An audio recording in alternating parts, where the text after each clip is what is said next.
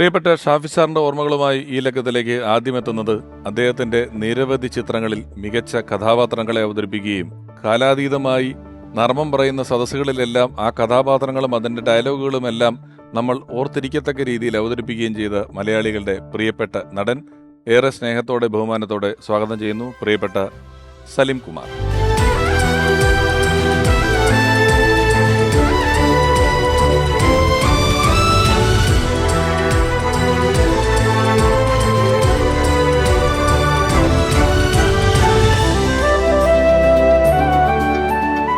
സലീമേട്ട നമസ്കാരം. നമസ്കാരം. നമസ്കാരം.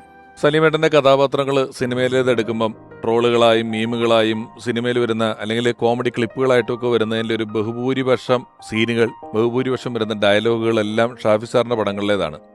ആദ്യത്തെ നിങ്ങളുടെ കോമ്പിനേഷനിൽ വന്ന പടത്തിലെ തന്നെ ചിലപ്പോൾ ബിരിയാണി കിട്ടിയാലോ എന്ന് പറയുന്ന ഒരു ഡയലോഗ് പിന്നീട് ഒരു ഫ്രേസായിട്ട് മലയാളികൾ ഉപയോഗിക്കുകയായിരുന്നു വൺ മാൻ ഷോ എന്ന് പറയുന്ന ചിത്രത്തിലെ.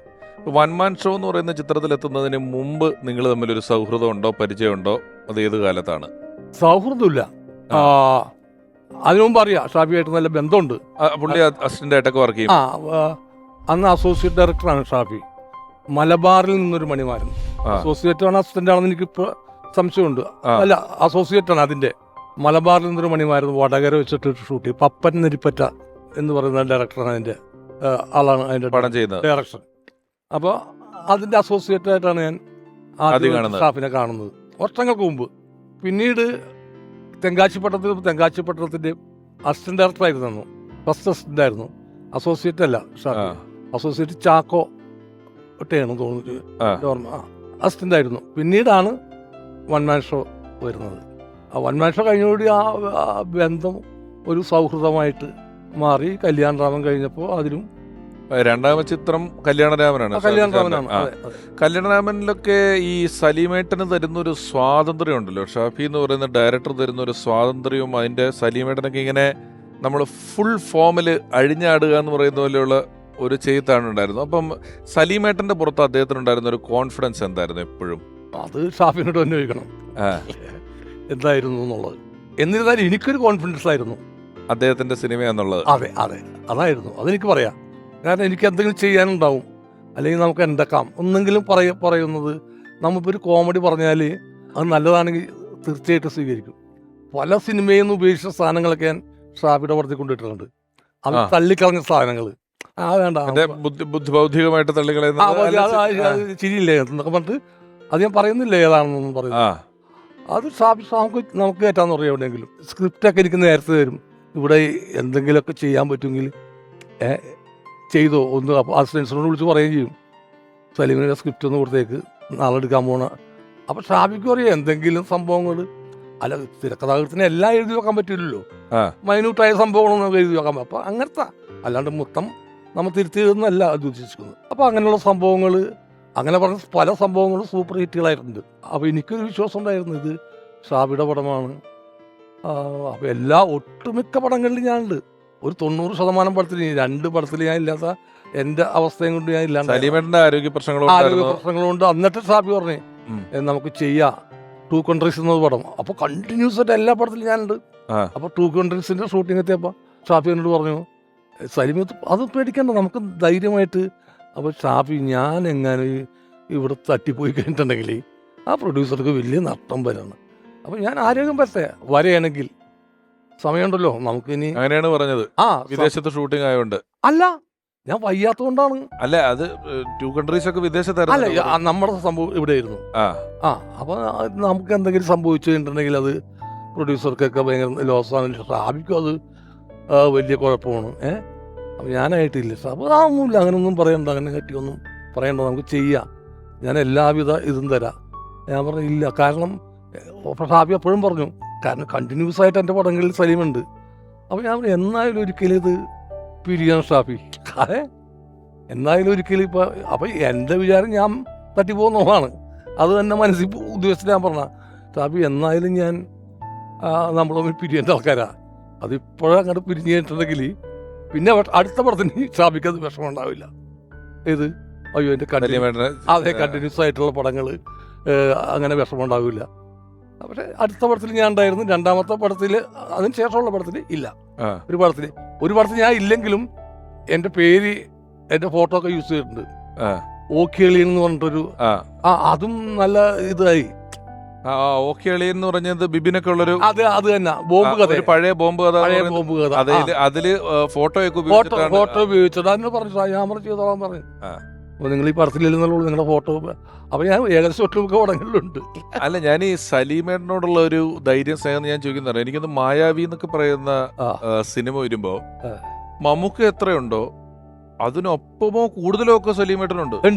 അതായത് കണ്ണസ്രാങ്ക് എന്ന് പറയുന്ന ആള് ഒരു സീൻ കഴിഞ്ഞ് സ്ലോ മോഷൻ ആകുമ്പം നീ എവിടെ നിൽക്ക്, ശിഷ്യം പുറകെ നടന്നാൽ മതി, ഞാൻ മുന്നിൽ നടക്കുമെന്നും പറഞ്ഞിട്ട് കേറി നടക്കുന്നൊരു കഥാപാത്രത്തെ തരികയാണ്. അന്നത്തെ സാഹചര്യത്തിൽ മമ്മൂക്കയുടെ അത് പറഞ്ഞല്ലേ ആ കഥാപാത്രം ചെയ്യുന്നതിനകത്ത് സലീമേട്ടൻ എന്ന് പറയുന്ന ഒരാളോട് ആ ഡയറക്ടർ കാണിക്കുന്ന ഒരു വിശ്വാസം വളരെ വലുതാണ് അല്ലേ. ആ പടം എടുത്താൽ ശരി, ഇനി പുലിവാൽ കല്യാണം എടുത്താൽ ആ സിനിമയിൽ മണവാളന്റെ വരവും മണവാളന്റെ വളർച്ചയും, പുലിവാൽ കല്യാണം മണവാളന്റെ കഥയും കൂടെയാണ്. അപ്പൊ സലീമേട്ടന് തരുന്ന ഒരു സ്പേസ് വളരെ വലുതായിരുന്നു അല്ലെ. സിനിമയ്ക്ക് പുറത്ത് നിങ്ങളുടെ അത്തരത്തിലുള്ള പോപ്പിക്കോണാ അങ്ങനത്തെ ഒരു പടമുണ്ട്. പോപ്കോൺ അല്ല, ലോലിപോപ്പ് അല്ല, പൃഥ്വിരാജൊക്കെ ജയസൂര്യൊക്കെ ഉള്ളത്. Chocolate college Kumaran. കോളേജ് കുമാരനല്ല, കോളേജ് ചെന്നിട്ടുള്ള ഒരു സംഭവം. ഏകദേശം കോളേജ് അങ്ങനെ എല്ലാ പടത്തിലും, ഷാഫിയുടെ എല്ലാ പടങ്ങളിലും ആളുകൾ ശ്രദ്ധിക്കപ്പെടുന്ന ഒരു വേഷം തന്നെയായിരുന്നു എനിക്ക് കിട്ടിയിരുന്നത്.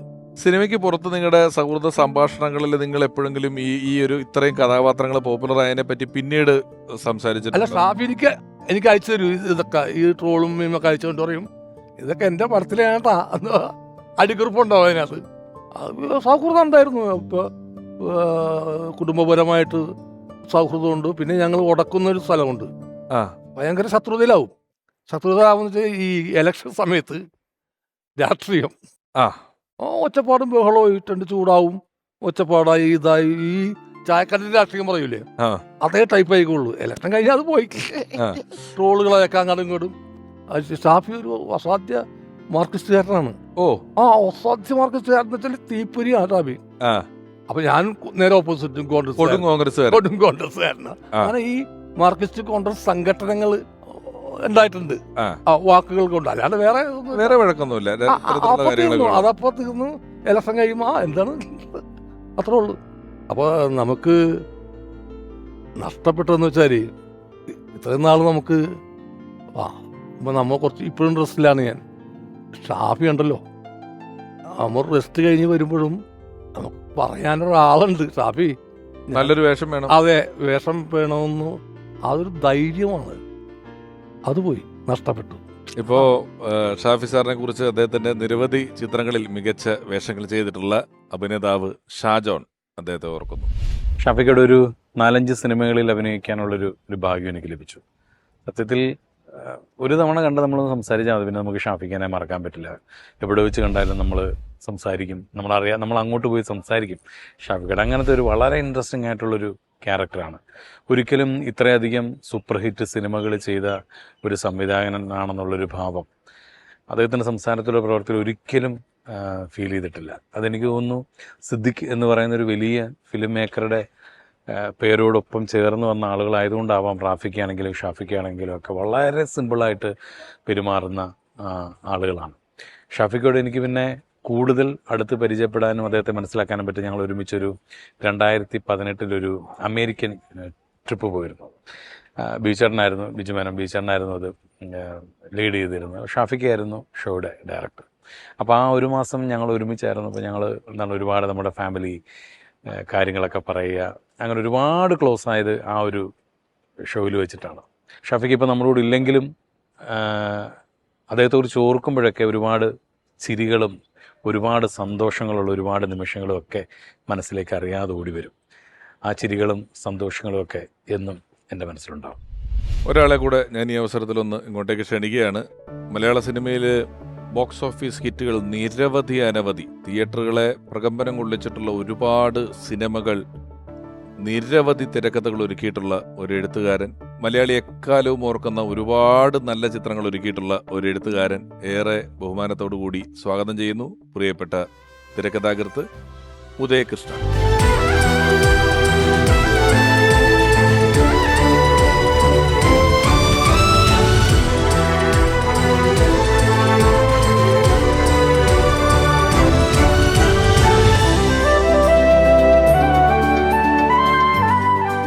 ഉദയേട്ടാ നമസ്കാരം. നമസ്കാരം. നിങ്ങൾ തമ്മിലൊരു പരിചയം ഏത് കാലം തൊട്ടുണ്ട് ഷാഫി സാറുമായിട്ട്? ഷാഫി അസോസിയേറ്റ് ഡയറക്ടറായിട്ട് വർക്ക് ചെയ്യുന്ന കാലം മുതൽ പരിചയമുണ്ട്. പിന്നെ വൺ മാൻ ഷോ ഷൂട്ടിങ്, ഷാഫിയുടെ ഫസ്റ്റ് വൺ ഷൂട്ടിംഗ് നടക്കുമ്പോൾ എൻ്റെ സിവിയുടെയൊക്കെ ഒരു സിനിമ സെയിം ലൊക്കേഷൻ, ഷാഫിയുടെ പടവും ഞങ്ങളുടെ പടവും പൊള്ളാച്ചിയിലായിരുന്നു ഷൂട്ട് ചെയ്യുന്നത്. ജമീന്ദാർ എന്ന് പറഞ്ഞ പടമായിരുന്നു. അപ്പോൾ ആ സമയത്ത് ഇടയ്ക്ക് കാണും, ഞങ്ങൾ ഹോട്ടലിൽ വെച്ച് കണ്ട് സംസാരിക്കുകയൊക്കെ ചെയ്യുമ്പോൾ ഷാഫി പറയും അടുത്ത സിനിമ നമുക്ക് ഒന്നിച്ച് ചെയ്യണം എന്ന് പറയാറുണ്ട്. പക്ഷേ അത് നടന്നില്ല. അത് കല്യാണരാമനായിരുന്നു. അതിന് ശേഷം ആണ് ഞങ്ങൾ പുലിവാൽ കല്യാണം. അന്ന് ആ എഴുത്ത് മുതൽ ഏകദേശം ഈ അടുത്ത സമയം വരെ ഒരു ദിവസമെങ്കിൽ ഒരു ദിവസം അല്ലെങ്കിൽ 2 ദിവസം കൂടുമ്പോൾ ഒരു കോള് എപ്പോഴും ഉണ്ടാവും. കാരണം ഈ വൈകുന്നേരം ആകുമ്പോൾ നമ്മൾ എന്തെങ്കിലും ഒരു തമാശ കിട്ടിക്കഴിഞ്ഞാൽ ആദ്യം വിളിക്കുന്നത് ഒരാൾ ഷാഫി ആയിരിക്കും. കാരണം പുള്ളിക്ക് വഴക്കോ പ്രശ്നങ്ങളോ അല്ലെങ്കിൽ ഒന്നും ഉണ്ടാവില്ല.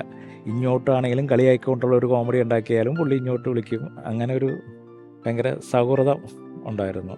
പിന്നെ ലാസ്റ്റ് ഞങ്ങളൊരു പടം, ഞങ്ങൾ പുലിവാൽ കല്യാണത്തിന് ശേഷം ഞങ്ങൾ ഒരുമിച്ചിട്ടില്ല. അപ്പോൾ പലവട്ടം പല സിനിമകളും പ്ലാൻ ചെയ്തു. പക്ഷേ ഷാഫിയുടെ തിരക്കും നമ്മുടെ തിരക്കും മൂലം അതൊന്നും നടന്നിട്ടില്ല. പിന്നെ ഈ അടുത്ത സമയത്ത് ഞങ്ങൾക്ക് വീണ്ടും അതുപോലെ ഒരു കോമഡി സിനിമ ചെയ്യണമെന്ന് ഭയങ്കര ഒരു ആഗ്രഹം പറഞ്ഞ് ഞങ്ങൾ ഒരുമിച്ച് ഇരിക്കുകയായിരുന്നു ഒരു 5-8 മാസം.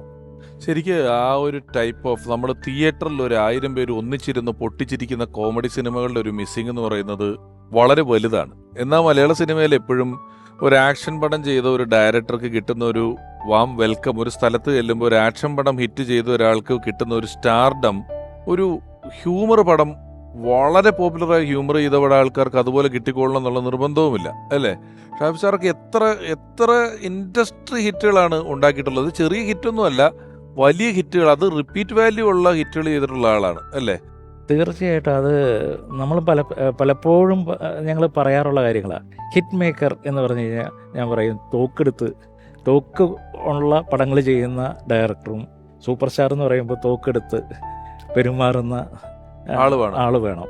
അപ്പോൾ അവരൊക്കെയാണ് ഹിറ്റ് മേക്കറും സൂപ്പർ സ്റ്റാറുകളൊക്കെയാണ്. പക്ഷേ ഇൻഡസ്ട്രിയെ ഒരു മിനിമം ഗ്യാരണ്ടി കൊണ്ടുപോകുന്നത്, ഒരു സിനിമ കൊണ്ടുപോകുന്നത് ശരിക്കും ഈ കൊച്ചു ഹ്യൂമർ പടങ്ങളും അതിൻ്റെ വൻ വിജയങ്ങളും ഇതൊക്കെയാണ് കൊണ്ടുപോകുന്നത്.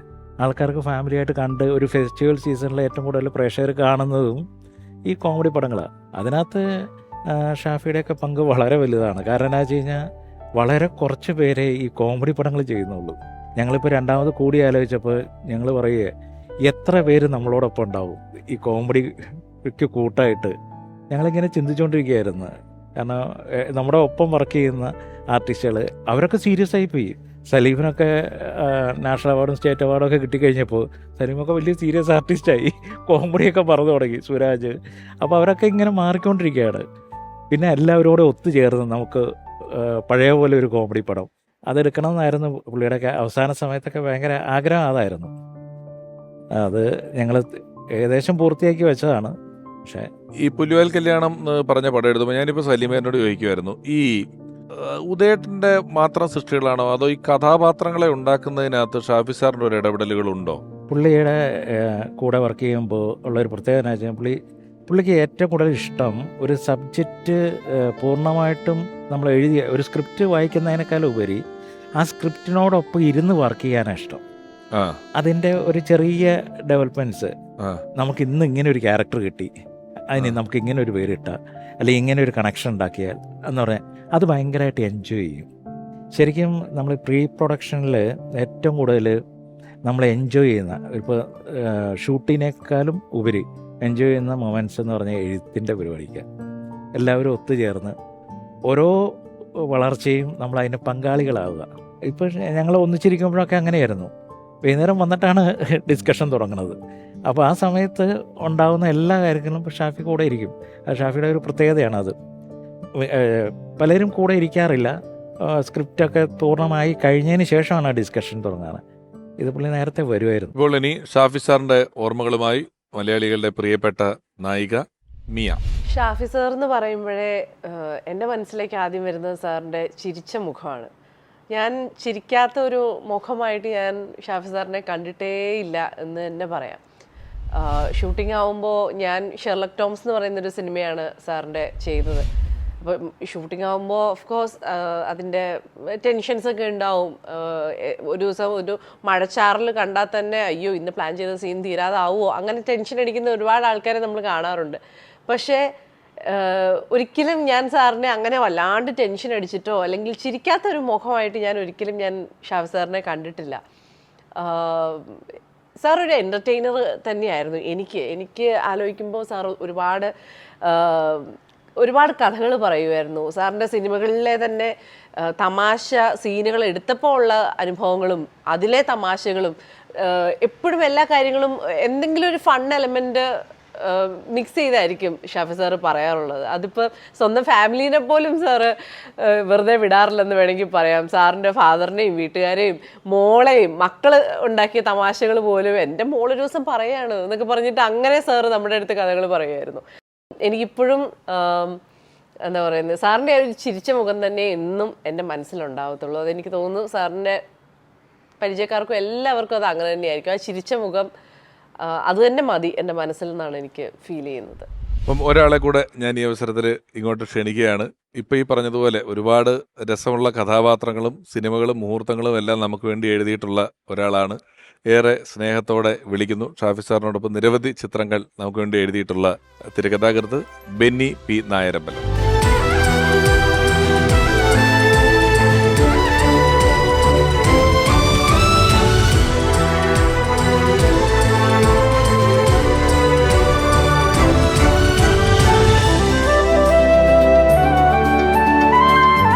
ബെന്നി ചേട്ടാ നമസ്കാരം.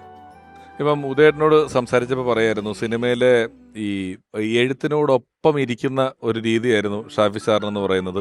അതുകൊണ്ട് തന്നെ ഒരു സിനിമയിൽ രണ്ടുപേര് തമ്മിൽ കാണുന്നുണ്ടെങ്കിൽ അവിടെ ഒരു നർമ്മം വേണം എന്നുള്ളതുപോലെ നർമ്മങ്ങൾ പല സിനിമകളിലും ഉണ്ടായിട്ടുമുണ്ട്.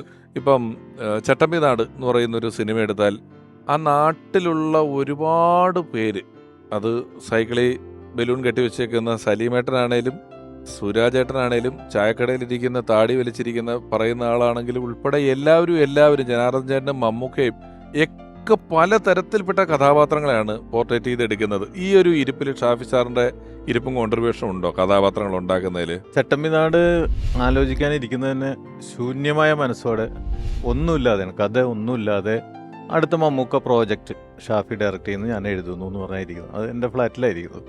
ഞങ്ങൾ ആദ്യമേ തൊട്ട് തന്നെ ഇങ്ങനെ ആദ്യത്തെ 3-4 ദിവസം കഥ തന്നെ സംസാരിക്കാറില്ല.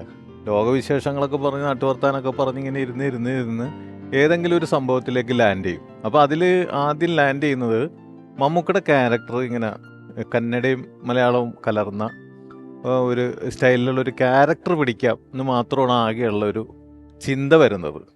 അങ്ങനത്തെ ഒരു അപ്പം വിധേയ എന്ന് പറഞ്ഞൊരു പടത്തിൽ മമ്മൂക്ക ആ ഒരു സ്ലാങ് നല്ല മനോഹരമായിട്ട് ചെയ്തിട്ടുണ്ട്. അപ്പോൾ അതൊരു ഇൻസ്പിറേഷൻ ആയിരുന്നു ഞങ്ങൾക്ക്. അങ്ങനെ വിധേയനുള്ള ക്യാരക്ടർ പോലെ അങ്ങനെ ആ സ്ലാങ് പിടിക്കാമെന്ന് മാത്രമുള്ള കഥ അതുമേന്ന് ആരംഭിക്കുകയാണ്. പിന്നെ ഞങ്ങൾ വിശേഷങ്ങൾ പറഞ്ഞിരിക്കും. ഇടയ്ക്ക് 3 ദിവസമായി കഥയിലേക്കൊന്നും പോയില്ല എന്ന് പറഞ്ഞു. പിന്നെ ഒരു കഥയുടെ ഒരു ബേസിലേക്ക് വന്നു. പിന്നെ കഥാപാത്രങ്ങൾ ഇങ്ങനെ ഓരോന്നോരോന്നോ ഇങ്ങനൊരു ക്യാരക്ടറാകുന്നു. അതിൽ ഷാഫിയും ഒരുപാട് ഔട്ട്പുട്ട് തരും. നമ്മൾ എന്ത് പറഞ്ഞാലും അതിനൊരു ബൗൺസിങ് എന്ന് പറയുന്ന സംഭവം ഉണ്ടല്ലോ. അപ്പോൾ നമുക്ക് സംസാരിച്ചുകൊണ്ടിരിക്കുമ്പോൾ നമ്മുടെ മുന്നിലൊരു മുഖം ഉണ്ടാകുക, അത് സംവിധായകനും കൂടി ആയിക്കഴിഞ്ഞാൽ നമുക്ക് പറയാനായിട്ടുള്ള ആവേശങ്ങളുണ്ടാവും. അത് കഴിഞ്ഞ് ഇടയ്ക്ക് പിന്നെ കഥയുടെ കാര്യങ്ങൾ വിട്ടിട്ട് പിന്നെ നാട്ടുവർത്താനത്തിലേക്ക് പോകും. നാട്ടുവർത്താനത്തിൽ പഴയ കാര്യങ്ങൾ, ഇപ്പം ഞാൻ എൻ്റെ ലൈഫിൽ നടന്ന പഴയ കാര്യങ്ങളും നാട്ടിൽ നടന്ന ചില സംഭവങ്ങളും ഷാഫിയുടെ പണ്ടത്തെ കഥകളൊക്കെ പറയുമ്പോൾ അതിൽ നിന്ന് ചിലപ്പോൾ ഒരു സാധനം അത് കൊള്ളാലോ, നമുക്ക് ഇതിൻ്റെ അകത്തേക്ക് ആ ക്യാരക്ടറൈസേഷൻ നമുക്ക് ഇതിൻ്റെ അകത്ത് പിടിക്കാം എന്നൊക്കെ പറഞ്ഞുകൊണ്ട് അങ്ങനെ മോൾഡ് ചെയ്ത് ഒരു ഷാഫിയുടെ മുന്നിലിരുന്ന് തന്നെ ഷാഫിയും ഞാനുമായിട്ട് തന്നെ പറഞ്ഞത് തന്നെ പലതും ഉണ്ടാവും. അങ്ങനെ ഒരു A to Z സംവിധായകൻ്റെ ഇൻവോൾവ്മെൻ്റ് ഉണ്ടാകുന്നതെന്ന് പറഞ്ഞാൽ അത് ഷാഫിയുടെ കൂടെ ഇരിക്കുമ്പോഴാണ് സാധാരണ സംഭവിക്കാറ്. അത് നല്ല എനിക്ക് ഏറ്റവും സിംഗിൾ ഡയറക്ടറാണ് ഷാഫി. നിങ്ങൾ ഒന്നിച്ച് ഷാഫി സാറിന് ഏറ്റവും കൂടുതൽ ആവർത്തിച്ചിട്ടുള്ള എഴുത്തുകാരൻ? ഏറ്റവും കൂടുതൽ പടം ചെയ്തേക്കുന്നത് ഞാൻ 5 ചിത്രങ്ങൾ 5 സിനിമകൾ കൂടുതൽ ചെയ്തേക്കുന്നത് ഞാനാണ്. അപ്പൊ ഷാഫി എന്നെ പറയും എനിക്ക് വേണ്ടിയാണ് ഏറ്റവും കൂടുതൽ എഴുതിയേക്കുന്നത് എന്നുള്ള രീതിയിൽ പറയും. തുടങ്ങിയത് കല്യാണരാമൻ എന്ന് പറഞ്ഞ പടം സൂപ്പർ ഹിറ്റായിരുന്നു. ഞങ്ങൾ തമ്മിൽ അവസാനം ചെയ്തത് മേരിക്കൊണ്ടൊരു കുഞ്ഞാട് എന്ന് പറയുന്നതും അതും സൂപ്പർ ഹിറ്റായിരുന്നു. അങ്ങനെ തുടക്കവും അവസാനവും 2 ഹിറ്റുകളിലൂടെ ആയിരുന്നു ഞങ്ങളുടെ യാത്ര. അപ്പോൾ ഇപ്പം നമ്മുടെ ചട്ടമ്പിനാടനെ കുറിച്ച് പറഞ്ഞ സാഹചര്യത്തിൽ ഒരു കൾട്ട് ക്യാരക്ടറായി മാറിയ ദശമൂലം ദാമു എന്ന് പറയുന്ന ക്യാരക്ടർ അത് അവതരിപ്പിച്ച സുരാജ് വെഞ്ഞാറമൂട് ഇപ്പോൾ ഷാഫി സാറിനെ ഓർക്കുന്നു. ഷാഫി സാറിനെ ഞാൻ ആദ്യമായിട്ട് കാണുന്നത് മായാവി എന്ന സിനിമയുടെ ലൊക്കേഷനിൽ വെച്ചിട്ടാണ്. ഷൂട്ടിംഗ് തുടങ്ങിയതിന് ശേഷമാണ് ഞാൻ ചാൻസ് ചോദിച്ചിട്ട് അവിടെ എത്തുന്നത്. അന്ന് ഷാഫി സാറും റാഫി സാറും എല്ലാവരുമായിട്ട് പരിചയപ്പെടാനും അന്ന് തുടങ്ങിയൊരു ബന്ധമുണ്ട്. എന്നിട്ട് ഈ ലൊക്കേഷനിലൊക്കെ നമ്മുടെ സീൻ എടുത്തു കഴിഞ്ഞാൽ അല്ലെങ്കിൽ ഏതെങ്കിലും ഒരു ഷോട്ട് എടുത്തു കഴിഞ്ഞാൽ ഞാനീ തുടക്കക്കാരനല്ലേ, ഞാനൊന്ന് ദൂരെയൊക്കെ മാറി നിൽക്കുക. എനിക്കിത് എന്താണ് ഇതിൻ്റെ ചിട്ടവട്ടങ്ങൾ എന്തൊക്കെയാണെന്നൊന്നും അറിയില്ല. അപ്പോൾ ഷാഫി സാർ ഇങ്ങനെ ദൂരെ മാറിയിരുന്ന് എന്നെ നോക്കിയിട്ട് ഒരു തുടക്കക്കാരനായിട്ടും ഷാഫി സാർ നേരെ എൻ്റെ അടുത്ത് വന്നിട്ട് സുരാജ് ഇങ്ങനെ മാറിയിരിക്കരുത് എന്ന് പറഞ്ഞിട്ട് പിന്നെ പുള്ളിയോടൊപ്പം അതുപോലെ തന്നെ നമ്മൾ സ്ക്രീനിൽ കണ്ട് കൈയടിക്കുന്ന നമ്മുടെ മമ്മൂക്ക, മറ്റു പ്രിയപ്പെട്ട താരങ്ങൾ എല്ലാവർക്കും ഒപ്പം എന്നെ ഇരുത്തുകയും എന്നെ ഒരുപാട് മോട്ടിവേറ്റ് ചെയ്ത ഒരു സംവിധായകനാണ് ഷാഫി സാറ്. ഇപ്പോൾ ഒരു സീൻ എടുത്തു കഴിഞ്ഞാൽ ഇല്ലെങ്കിൽ ആ സിറ്റുവേഷൻ മനസ്സിലാക്കിയിട്ട് സുരാജെ ഇവിടെ നമുക്ക് എന്തൊക്കെ ഇതിൽ ഇംപ്രവൈസ് ചെയ്യാൻ പറ്റും അതെല്ലാം ചെയ്യണം എന്ന് പറഞ്ഞു തരികയും ഒരു നടനെന്ന രീതിയിൽ എന്നെ ഒരുപാട് മോൾഡ് ചെയ്ത ഒരു സംവിധായകനാണ് ഷാഫി സാറ്.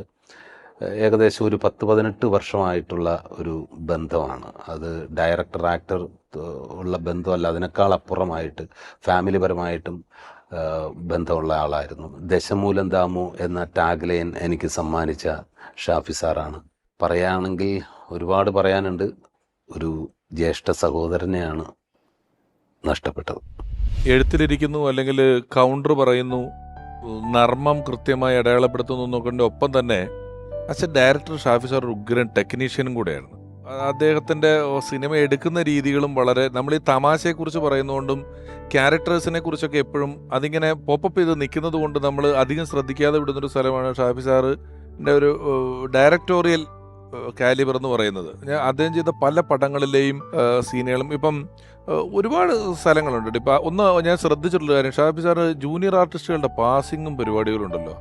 ഇത് നമ്മൾ ശ്രദ്ധിച്ചാൽ എത്രയോ പടങ്ങൾ, ഈ ചട്ടമ്പിനാട് ഉൾപ്പെടെ ഈ മേരിക്കൊണ്ടൊരു കുഞ്ഞാടിൽ ഉൾപ്പെടെയൊക്കെ ചില പാസിങ്ങുകൾ അതിൻ്റെ ദൂരം അകലങ്ങളൊക്കെ വെക്കുന്നതിലൊക്കെ ഇപ്പോൾ കാറ് നിർത്തിയിട്ടിട്ട് ഇന്നസെൻ്റ് ഏട്ടനും ആയിട്ട് ഒരു സംസാരിക്കുന്ന ഒരു സീനുണ്ട് ഈ പടത്തിൽ.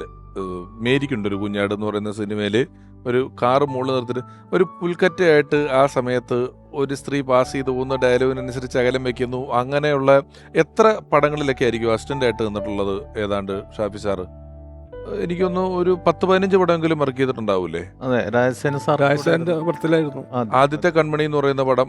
ഹിറ്റ് പടമാണ്. അതിലാണ് പുതുക്കോട്ടയിലെ പുതുമണവാളൻ റാഫി മെക്കാട്ടിൻ ആദ്യമായിട്ട് സംവിധാനം ചെയ്ത പടം. അതില് സിദ്ദിഖയുടെ കൂടെ ഹിറ്റ്ലർ എന്ന് പറയുന്ന സിനിമയിൽ നിന്നിട്ടുണ്ടെന്ന് കേൾക്കുന്നു. ഫ്രണ്ട്സിലും ഒക്കെ സിദ്ദിഖയുടെ കൂട്ടത്തിൽ വർക്ക് ചെയ്തിട്ടുണ്ടെന്നാണ് കണ്ടിട്ടുള്ളത്. സൂപ്പർമാൻ എന്ന് പറയുന്ന പടത്തിൽ വർക്ക് ചെയ്തിട്ടുണ്ടെന്ന്. ഒരു പക്ഷേ ആ ഒരു എക്സ്പീരിയൻസ് ആയിരിക്കും ഇത്രയും ഈ ഡയറക്ടർ എന്നുള്ള രീതിയിലും ഇത് ഒരു കഴിവെടുത്തു. പിന്നെ മ്യൂസിക് സെൻസ് എങ്ങനെ ഉണ്ടായിരുന്നു? അയ്യോ, നല്ല മ്യൂസിക് സെൻസ്. കാരണം കുറേ റെഫറൻസ് ഷാഫി പറയും. ഇങ്ങനെ ഇന്ന പാട്ട്, പഴയ ഹിന്ദി പാട്ടുകളുടെയും അതുപോലെ തന്നെ പല പാട്ടുകളും കൊണ്ടുവന്നിട്ട് ഇങ്ങനെ ഇന്ന പാട്ട് അത്യാവശ്യം പാടുകയും ചെയ്യും ഷാഫി. വൈഫിന്റെ ഫാദർ വലിയ പാട്ടുകാരനല്ലേ? മ്യൂസിക് ഡയറക്ടറാണ്, പാട്ടുകാരനല്ല, മ്യൂസിക് ഡയറക്ടറാണ്. ഓ, സിനിമയിലെ ട്യൂൺ കൊടുത്തിട്ടുണ്ട്. അപ്പം അത്യാവശ്യം പാട്ട് ഇങ്ങനെ പാടും പുള്ളി. എന്നിട്ട് ആ ട്യൂണൊക്കെ ഇങ്ങനെ. പിന്നെ ഒരു പ്രത്യേകത ഉള്ളത്, വേറെ പടത്തിന് ഉപയോഗിക്കാതെ വിട്ടുപോകുന്ന ചില മ്യൂസിക് ഉണ്ടല്ലോ, അത് അവർ പറയും ഇന്ന പടത്തിന് ഇങ്ങനെ വെനിഗ്നേഷ് ഒക്കെ പറയും ഇങ്ങനെ കഴിഞ്ഞ പടത്തിന് ഞങ്ങൾ ഒരു പാട്ട് ചെയ്തിരുന്നു, പക്ഷെ അത് സിനിമയിൽ ഉപയോഗിച്ചില്ല എന്ന് പറഞ്ഞ് കാഷ്വലായിട്ട് പോയ കാര്യങ്ങൾ പിന്നീട് നമ്മൾ കമ്പോസിങ്ങിന് ഇരിക്കുമ്പോൾ ഓർത്തിട്ട് ഷാഫി അന്ന് ഒരു സംഭവം പറഞ്ഞില്ല, ഒരു ട്യൂൺ ഇങ്ങനെ നിങ്ങൾ ഉപയോഗിച്ചില്ലെന്ന്, നല്ല ട്യൂണായിരുന്നു, അല്ല എങ്ങനെയായിരുന്നു എന്ന് പറഞ്ഞ് രണ്ടാമതൊരെ കൊണ്ട് ചോദിപ്പിച്ചിട്ട് അത് എടുത്തിട്ടുണ്ട്. അത് ഏത് പാട്ടാണെന്ന് ഞാൻ മറന്നുപോയി. അങ്ങനെ ഈ പാട്ടിന്റെ കാര്യത്തിൽ നല്ല ഓർമ്മയാണ് എല്ലാ കാര്യങ്ങളും. നമ്മള് ആദ്യത്തെ പടം വൺ മാൻ ഷോ എടുത്താലും നല്ല പാട്ടും ഗ്രൂപ്പ് ഡാൻസുകളും ഒക്കെ ഉണ്ട്. കല്യാണരാമൻ എടുത്താല് നല്ല അതെ, പാട്ട് അതെ. ഗ്രൂപ്പ് ഡാൻസറുണ്ട്. പുലിവാൽ കല്യാണം എടുത്താലും ഗുജറാത്തി കാലത്തളയും തൊമ്മനും മക്കൾ എന്ന് പറയുന്നതിനകത്ത് മായാവിയില് ചോക്ലേറ്റില് മ്യൂസിക് സെൻസ് ഉള്ള ആളാണ്. എല്ലാ സിനിമകളിലും വളരെ ജനകീയമായിട്ടുള്ള ഒരു പ്ലേലിസ്റ്റ് ഉള്ള അതെ അതെ. പാട്ടാണ്. അതും ഒരു മ്യൂസിക് സെൻസ് ഉള്ള ഡയറക്ടർക്ക് മാത്രമേ അത് ചെയ്തെടുക്കാൻ പറ്റുള്ളൂ. പാട്ടിന്റെ കാര്യത്തിൽ വളരെ കളർഫുൾ ആയിട്ടുള്ള പാട്ടുകളെ പറ്റി നമ്മൾ ഈ പറയുന്ന സാഹചര്യത്തിൽ അദ്ദേഹത്തിന്റെ ബഹുഭൂരിപക്ഷം സിനിമകളിലും പാടിയിട്ടുള്ള ഒരു ഗായകൻ നമ്മളോടൊപ്പം ഇവിടെ ചേരുകയാണ്. വളരെ പ്രിയപ്പെട്ട ഗായകൻ, സ്നേഹപൂർവ്വം സ്വാഗതം ചെയ്യുന്നു പ്രിയപ്പെട്ട അഫ്സൽ.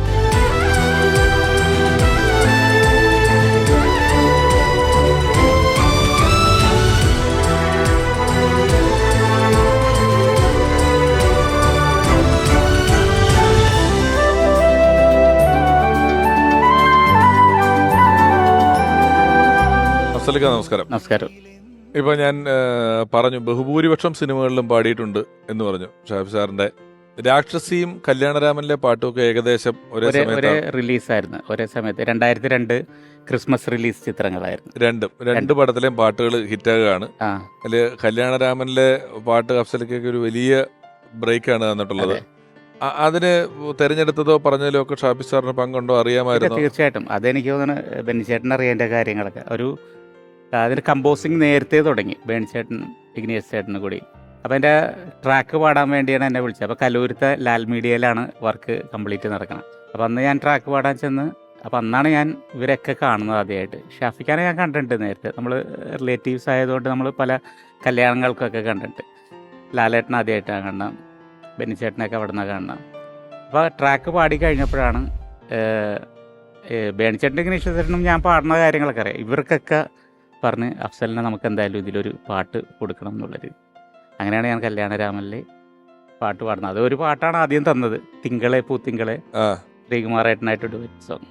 അത് പിന്നെ ഒരു പാട്ടും കൂടി കൈത്തുടി താളം കൂടി തന്നു. അങ്ങനെ 2 പാട്ട് പാടിക്കൊണ്ടാണ് അതിൽ വരുന്നത്. അപ്പോൾ ഷാഫിക്കൊക്കെ നേരത്തെ അറിയാം, നമ്മൾ പ്രോഗ്രാംസിന് പാടുന്നതൊക്കെ കണ്ടിട്ടുണ്ട്. നമ്മൾ പല കുടുംബത്തിലുള്ള കല്യാണങ്ങൾക്കൊക്കെ വരുമ്പോൾ പുള്ളി, ഞാൻ SPBയുടെ പാട്ടുകളൊക്കെ പാടുന്നതൊക്കെ കേട്ടിട്ടുണ്ട് അദ്ദേഹം. നിങ്ങൾ ശരിക്കും ബന്ധം എങ്ങനെയായിരുന്നു? ബന്ധം ഈ പറഞ്ഞ ശരിക്കും ആക്ച്വലി ബന്ധം സിദ്ദീഖ് അണ്ണൻ്റെ ഫാദറും എൻ്റെ ഫാദറും വളരെ ക്ലോസ് ആയിരുന്നു. അവർ ഫ്രണ്ട്സുമാണ്, ഒരു അകന്ന റിലേഷൻ ഉണ്ട്. അത് ഇപ്പോൾ ചോദിച്ചാൽ എനിക്ക് കറക്റ്റായിട്ട് പെടുത്തില്ല. പക്ഷെ എന്നാലും നമ്മളൊക്കെ പരിചയപ്പെടുന്നത് ഫീൽഡിൽ വന്നതിന് ശേഷമാണ് നമ്മളെല്ലാവരും പരിചയപ്പെടുന്നത്. ആ അപ്പോൾ പല കല്യാണങ്ങൾക്ക് കാണുമെങ്കിലും ചിരിച്ച് ഇങ്ങനെ കൈയൊക്കെ കൊടുത്ത് പോകുന്നുള്ളൂ. അങ്ങനെ ഭയങ്കര അടുപ്പമൊന്നും ഉണ്ടായിരുന്നില്ല. പക്ഷേ സിനിമയിൽ വന്നതിന് ശേഷമാണ് ഇവരായിട്ടൊക്കെ കൂടുതൽ. ഞങ്ങളിപ്പം ഷാഫി സാറിന്റെ ഒരു മ്യൂസിക് സെൻസിനെ കുറിച്ച് പറയുമായിരുന്നു. ഒരു മിക്ക സിനിമകളിലും പുതിയ പാട്ടുകാരെ ഉപയോഗിക്കുന്നത്, ഇപ്പം ഇഷ്ടമല്ലേ എന്നുള്ള പാട്ട് ഷഹബാസിനെ കൊണ്ട് പാടിക്കുന്നു. വിപിനൊക്കെ കൂടെ പുണ്യവാൻ ഇസഹാക്കിനുണ്ടായി 2 മക്കൾ പാടുന്നതാണെങ്കിലും പ്രദീപ് പള്ളുരുത്തി ചേട്ടനെ കൊണ്ട് പാട്ട് പാടിക്കുന്നു. എന്നാൽ മുറ്റത്തെ മുല്ല വരുമ്പം ദാസേട്ടനാണ് പാടുന്നത്. എത്രയോ പാട്ടുകൾ അങ്ങനെ പല പാട്ടുകാരെ പരീക്ഷിച്ച് പാടിക്കുന്നു. നിങ്ങൾ തമ്മിൽ പാട്ട് ശരിക്കും ഷാഫിക്കാക്ക് നല്ലൊരു, ഇപ്പൊ കല്യാണരാമൻ ടീമാണെങ്കിൽ ലാലേട്ടനാണെങ്കിലും മ്യൂസിക് സെൻസ് ഉണ്ട്. അതേപോലെ ഷാഫിക്കാക്കും കുറേ നല്ല പാട്ടുകളെ കുറിച്ച് നല്ല ജ്ഞാനമുണ്ട്. ഇപ്പൊ നേരത്തെ എനിക്ക് തോന്നുന്നു ബെന്നിച്ചേട്ടൻ പറഞ്ഞ ഈ നമ്മുടെ പുലിവാൽ കല്യാണത്തിൽ ആര് പറഞ്ഞു എന്നുള്ള പാട്ട്, അതിനു മുമ്പ് വേറെ ഏതൊരു ഫിലിമിന് വേണ്ടി വേണിഗീഷസ് ചെയ്ത പാട്ടാണ്. പക്ഷേ ഷാഫിക്ക് അത് ഓർത്തെടുത്ത് പുലിവാൽ കല്യാണത്തിലേക്ക് ആ പാട്ട് എടുക്കുകയാണ് ചെയ്തത്. പി ജയേന്ദ്രൻ സാർ പാടിയ പാട്ടാണ് എന്നുള്ളത്. ഇനി ഷാഫി സാറിന്റെ ഓർമ്മകളുമായി നമ്മളോടൊപ്പം എത്തുന്നു സിനിമാ താരം, മിമിക്രി താരം, നിരവധി ഷോകളിലൂടെയും സിനിമകളിലൂടെയും നമുക്ക് വളരെ പ്രിയപ്പെട്ട ടിനി ടോം. ആദ്യം ക്ഷമ ചോദിക്കുകയാണ്, കാരണം ഷൂട്ടിംഗ് ലൊക്കേഷൻ ആയതുകൊണ്ടാണ് ഈ ഒരു വസ്ത്രം. യഥാർത്ഥത്തിൽ ഷാഫി സാറിൻ്റെ ചിത്രത്തിൽ ഇതുപോലൊരു വേഷം ഞാൻ പ്രതീക്ഷിച്ചിരുന്നു. അദ്ദേഹത്തിൻ്റെ സിനിമകളിലൊന്നും അഭിനയിച്ചിട്ടില്ല. പക്ഷേ ഞങ്ങൾ സ്ഥിരമായിട്ട് വാട്സപ്പിൽ ഈ ബിബിൻ ജോർജ്, വിഷ്ണു, ജോഷി, ഞങ്ങൾ ഫ്രണ്ട്സാണ്. അപ്പോൾ അവരെക്കുറിച്ചുള്ള കഥകൾ, അവരെക്കുറിച്ചിട്ട് വളരെ തമാശപൂർവ്വമുള്ള കാര്യങ്ങൾ എപ്പോഴും മെസ്സേജസിൽ വിടുമായിരുന്നു. അറിഞ്ഞിട്ടിനി ജോഷി മറ്റേ പടത്തിൽ അഭിനയിച്ചു. ജോഷി ചെറിയ വേഷങ്ങളൊക്കെ ചെയ്യുന്ന ഒരാളാണ്. അപ്പോൾ ജോഷി ഏത് സിനിമയിൽ അഭിനയിച്ചാലും അപ്പം തന്നെ എന്നെ വിളിച്ച് പറഞ്ഞു, അറിഞ്ഞാ ജോഷിനെ പിടിച്ചാൽ കിട്ടൂല എന്നും പറഞ്ഞിട്ട് എനിക്ക് എപ്പോഴും മെസ്സേജസ് വിടുവരും. അതിനിടയ്ക്ക് കോഴിക്കോട് ഒരു ഇനോഗ്രേഷൻ ഉണ്ട്, അതിനെന്നെ പറഞ്ഞു വിടാറുണ്ട്. പെട്ടെന്നൊരു ദിവസം ഇല്ലാണ്ടായി പോവുക, നമുക്ക് വിശ്വസിക്കാൻ പറ്റാത്ത രീതിയിൽ ഒരു അസുഖമായിട്ട് കിടക്കും, ഒന്നും ചെയ്യാതെ ചിന്തിക്കാൻ. ഞാൻ കാണാൻ പോയില്ല, കാരണം എനിക്ക് ആ കിടക്കുന്നത് കാണാൻ പറ്റില്ല. കാരണം ഞാൻ എപ്പോഴും ചിരിച്ച മുഖവും സന്തോഷത്തോടെ കെട്ടിപ്പിടിച്ച് വർത്താനം പറയുന്നത്. കാരണം അതുകൊണ്ട് മനഃപൂർവ്വം എനിക്ക് കാണാനുള്ള ത്രാണിയില്ല. നഷ്ടപ്പെട്ടു പോകുന്നത് കലാകാരന്മാരെക്കാൾ കൂടുതൽ നമുക്ക് നല്ല മനുഷ്യരെയാണ്, സിനിമയിലുള്ള നല്ല മനുഷ്യരെ നഷ്ടപ്പെടുന്നു. ആ ഒരു സത്യത്തിലെത്തുകയാണ്. കാരണം ആയുസെത്തിയാൽ മനുഷ്യന് പോകേണ്ടി വരും. ഈ പാട്ട് കൊണ്ടും അല്ലെങ്കിൽ ഫ്രെയിം വെക്കുന്നതിനൊക്കെ വളരെ കളർഫുൾ ആയിട്ടുള്ള സിനിമകളാണ് ഷാഫി സാർ എപ്പോഴും ചെയ്യുന്നത്. ഈ ചോക്ലേറ്റ് എന്ന് പറയുന്ന സിനിമ കണ്ടാൽ തേവര കോളേജിലാണല്ലോ അത് ഷൂട്ട് ചെയ്തേക്കുന്നത്. ആ കോളേജിൻ്റെ നിരത്തൊക്കെ ഇത് വിരിച്ചിട്ടുണ്ട്. നമ്മൾ എന്താ പറയുക, പരവതാനി വിരിച്ചിട്ടാണ് ഷൂട്ട് ചെയ്തത്. സാധാരണ ഒരു കോളേജിൻ്റെ സാരഞ്ഞൻ്റെ സിമെൻ്റ് ആയിരിക്കുമല്ലോ. ഇത് നല്ല നീല കളറ് പരവതാനി വിരിച്ചിട്ട് നിറച്ച് ചെടിച്ചട്ടികൾ വെച്ചിട്ട് അതൊക്കെ ആർട്ടുമായിട്ട് ഡിസ്കസ് ചെയ്യുന്നതാണ്. ഷാഫി സാറിന്റെ വാശിക്ക് പോകുന്ന കാര്യങ്ങളായിരിക്കും അതല്ല, ആർട്ടായിട്ട് ഡിസ്കസ് ചെയ്യും. അത് എങ്ങനെ അവരുടെ സജഷൻ ആയിരിക്കും ഷാഫി സാർ പറഞ്ഞു പറയും. ഫ്രെയിം എപ്പോഴും നല്ല കളർഫുൾ ആയിരിക്കണമെന്നുള്ളത് നിർബന്ധമുള്ള ആളാണ്. ഇപ്പൊ കല്യാണരാമൻ തന്നെ ഒരു പന്തലിനകത്തല്ലേ. അതെ. അപ്പൊ എന്താ പറഞ്ഞാൽ ഫ്രെയിമിന് ലിമിറ്റേഷൻസ് ഉണ്ടാവും, എങ്ങോട്ട് തിരിഞ്ഞാലും പന്തലാണ്. അപ്പോൾ പന്തലിനകത്ത് തന്നെ ഈ പറഞ്ഞ പോലെ തന്നെ ഫ്ലവർ വേസും അതുപോലെ അതിൻ്റെതായ ഒരു വ്യത്യസ്തതയും കൊണ്ടുവരാനായിട്ട് ചർച്ച ചെയ്യാറുണ്ട്. ആർട്ട് ഡയറക്ടറായിട്ട് വിളിച്ചിട്ട് നേരത്തെ ഫ്രെയിമിൽ നിന്ന് മാറിയിട്ട് ഉള്ള ഒരു ആംഗിൾ ആവുമ്പോൾ അവിടെ എന്തെങ്കിലും പ്രോപ്പർട്ടീസ് എങ്കിലും വെച്ചിട്ടൊന്ന് ഒരു മാറ്റങ്ങൾ വരുത്തും, അല്ലെങ്കിൽ മൊണോട്ടനസ് വരും. അതുപോലെ എല്ലാ വിഷ്വലിലും ഷാഫിയുടേതായ കോൺട്രിബ്യൂഷൻ അവിടെ എന്തെങ്കിലും വെക്കാനൊക്കെ പറഞ്ഞു. പിന്നെ അദ്ദേഹത്തിന്റെ ഒരു സിഗ്നേച്ചർ സിനിമകളിലുണ്ട്. ഇപ്പം നമ്മൾ ചോക്ലേറ്റ് പറഞ്ഞാൽ സച്ചി സേതു ആണ് തിരകഥ. ഒരുപാട് സിനിമകൾ ബെന്നിച്ചേട്ടനാണ്, ചിലത് ഉദയേട്ടനാണ് എഴുതിയിട്ടുള്ളത്. ഇതൊക്കെ ആണെങ്കിലും ഷാഫി സാറിന്റെ സിനിമകൾക്ക് എഴുത്തുകാർ മാറുന്നുണ്ടെങ്കിലും നമുക്ക് ചെറിയ ഒരു പൊതു സ്വഭാവം പല സിനിമകൾക്ക് നമുക്ക് കണ്ടാൽ അതിന്റെ ഒരു കളർ കൊണ്ടും അതിന്റെ ഒരു എന്റർടൈനിങ് സ്വഭാവം കൊണ്ടും എല്ലാം നമുക്ക് ബേസിക്കലി അത് എല്ലാത്തിലും ഹ്യൂമർ ഉണ്ടാവും എന്നുള്ളതാണ്. അതെ, ഹ്യൂമർ ഇല്ലാത്തൊരു സിനിമ കുറവായിരിക്കും ഷാഫിയുടെ. ഹ്യൂമർ ഇല്ലാത്തതുണ്ടോ? ചെയ്തിട്ടുണ്ടോ? വളരെ ഇല്ല ഹ്യൂമറിന്റെ അളവ് കുറഞ്ഞിട്ടുണ്ടാവും. ഹ്യൂമർ ഇല്ലാതെ ഷാഫി പടം ചെയ്യില്ല. ഇപ്പം ഷാഫി സാറിനെ കുറിച്ച് അദ്ദേഹത്തിന്റെ സിനിമകളിൽ നായികയായി എത്തിയിട്ടുള്ള പ്രിയപ്പെട്ട നവ്യ നായർ. ഷാഫിക്കയോടൊപ്പം ഞാൻ ചെയ്യുന്ന സിനിമ കല്യാണരാമനാണ്. എനിക്കറിയാം മലയാളികൾക്ക് ഒരിക്കലും മറക്കാൻ പറ്റാത്തൊരു സിനിമയാണ് കല്യാണരാമൻ. എനിക്ക് ഷാഫിക്ക, റാഫിക്ക ഇവരൊക്കെ ശരിക്കും ബ്രദേഴ്സിനെ പോലെയായിരുന്നു. ലൊക്കേഷനിലാണെങ്കിലും അവർ നമ്മൾ ആ സിനിമയിൽ കാണുന്ന ആ ഒരു സന്തോഷവും തമാശയും ഒക്കെ നിങ്ങൾ സിനിമയിൽ കാണുന്ന പോലെ തന്നെ അവരുടെ റിയൽ ലൈഫിലും അവരൊരുപാട് തമാശകൾ പറയുന്ന, ആ ലൊക്കേഷനിൽ നമ്മുടെ അടുത്ത് ഒരിക്കലും ദേഷ്യപ്പെടുകയോ ചൂടാവുകയോ ഒന്നും ചെയ്യാത്ത, എപ്പോഴും പ്രത്യേകിച്ച് ഷാഫി ചേട്ടനൊക്കെ ഒട്ടും ദേഷ്യപ്പെടില്ല. റാഫിക്ക് അങ്ങനെ തന്നെയാണ്, പക്ഷെ എന്നാലും കുറച്ചും കൂടി ഷോർട്ട് ടെമ്പേർഡാണ്. പക്ഷെ ഷാഫി ചേട്ടൻ ദേഷ്യപ്പെട്ട് കണ്ടിട്ടേ ഇല്ല. ഞാൻ എപ്പോഴും തമാശയിലും ഒക്കെ ഇരിക്കുന്നതിന് എനിക്ക് തോന്നുന്നു ഷാഫി ചേട്ടൻ്റെ സിനിമകളൊക്കെ മലയാളികൾ ഒരു കാലത്തും മറക്കാത്ത തരത്തിലുള്ള സിനിമകളാണ്. ഇപ്പോഴും ഞാൻ ആൾക്കാരുടെ ഇടയിൽ ഇപ്പോഴും ഒരു സിനിമാ നടി എന്നുള്ള ഒരു പേരിൽ നിലനിൽക്കുന്നതിന് ഈ കല്യാണരാമനും അതിലെ തമാശകളും ഒക്കെ വലിയൊരു പങ്ക് വഹിക്കുന്നുണ്ട്. വളരെ പെട്ടെന്ന് വളരെ ഷോക്കിംഗ് ആയിട്ടുള്ള ഒരു ന്യൂസ് ആയിരുന്നു ഷാഫി ചേട്ടൻ്റെ മരണം. ഹോൾ ഫാമിലിക്ക് അവരുടെ മനസ്സിനിത് താങ്ങാൻ പറ്റണമെന്ന് പ്രാർത്ഥിക്കുന്നു. പ്രത്യേകിച്ച് റാഫിക്കും ഷാഫിക്കും ഒക്കെ അവർ വളരെ ബ്രദേഴ്സ് തമ്മിലുള്ള ഒരു വലിയ ബോണ്ടിങ് ഉള്ളൊരു ഫാമിലിയാണ്. അപ്പോൾ അവർക്കെല്ലാവർക്കും അതിനുള്ളൊരു മനഃശാന്തി കൊടുക്കട്ടെ എന്ന് പ്രാർത്ഥിക്കുന്നു. പിന്നെ ഇതിനെപ്പറ്റി സംസാരിക്കുമ്പോൾ എൻ്റെ അറ്റേർന്നത് ഞാനിപ്പോൾ ഷൂട്ടിനിടയിലായതുകൊണ്ടാണ്. പക്ഷേ ഷാഫി ചേട്ടനെ പറ്റി രണ്ട് വാക്കിങ്ങനെ സംസാരിക്കാൻ പറയുമ്പോൾ അതൊരിക്കലും എനിക്ക് പറയാതിരിക്കാൻ പറ്റാത്തതുകൊണ്ട് മാത്രമാണ് ഞാൻ ഇങ്ങനെ അപ്പിയർ ചെയ്തത്. Sorry for that. ഇപ്പോൾ സലീമേട്ടൻ പറയുകയുണ്ടായി ഇവർ തമ്മിലുള്ള രാഷ്ട്രീയ ചർച്ചകളും ചെറിയ ചെറിയ വഴക്കുകളൊക്കെ ഉണ്ടായെന്നുള്ളത്. ഇപ്പം ഉദയേട്ടൻ ഒരു പടം അല്ലേ ഷാഫിക്ക് ചെയ്തുള്ള ഒരു പടമാണ്, പക്ഷേ ഒരു 2 ദിവസത്തിലൊരിക്കലെങ്കിലും വിളിക്കുന്നൊരു സൗഹൃദം നിലനിർത്തിയിട്ടുണ്ട്. ഈ കാലം എത്രയും ഉണ്ടായിരുന്നു. നിങ്ങളുടെ ഒരു ഒഴിവ് സമയ ചർച്ചാ വിഷയങ്ങൾ എന്തൊക്കെയായിരിക്കും? നിങ്ങൾ ഡിസ്കസ് ചെയ്യുന്നതൊക്കെ എന്തായിരിക്കും? സലീം പറഞ്ഞ പോലെ ഈ രാഷ്ട്രീയം തന്നെയാണ്. എന്തെങ്കിലും കിട്ടുമ്പോൾ അങ്ങോട്ട് അയച്ചു കൊടുക്കുക, തിരിച്ച് കൗണ്ടർ പറയുക എന്ന് കരുതിയിട്ട് വഴക്കോ പ്രശ്നങ്ങളോ പുള്ളിക്ക് ഉണ്ടായിട്ടില്ല. എത്ര ഹിറ്റ് വന്ന വഴക്കെന്ന് വെച്ചാൽ അല്ലാണ്ട് രസമുള്ള വഴക്ക്, വലിയ തർക്കങ്ങളൊക്കെ ഉണ്ടാവും. തർക്കങ്ങൾ അത് തന്നെ, അല്ല വഴക്കല്ല, അത് ഞാൻ പേര് മാറിപ്പോയതാണ്. കലഹമില്ലാത്ത തർക്കങ്ങൾ. അദ്ദേഹത്തിന്റെ പ്രധാന ഹോബീസ് എന്താണ്? നമ്മളിപ്പോ ഒരു സിനിമ കഴിഞ്ഞ് അടുത്ത സിനിമയുടെ ഒരു ഗ്യാപ്പ് ഉണ്ട്, അല്ലെങ്കിൽ അത്തരം സന്ദർഭങ്ങളിൽ എന്തായിരിക്കും അദ്ദേഹമൊക്കെ ചെയ്യുന്നത്? ഞങ്ങള് ഇപ്പൊ കൂടുകയാണെങ്കിൽ ഇടയ്ക്ക് ഷട്ടിൽ കളിക്കാൻ കൂടും, പിന്നെ അല്ലെങ്കിൽ സിനിമ കാണാൻ പോവും. സിനിമയല്ലാതെ മറ്റൊരു വിഷയം ഇല്ല സംസാരിക്കാനായിട്ട്. പിന്നെ പരസ്പരം കളിയാക്കുക, അവരവരുടെ പ്രശ്നങ്ങളൊക്കെ പറഞ്ഞ് കഥകൾ ഉണ്ടാക്കുക.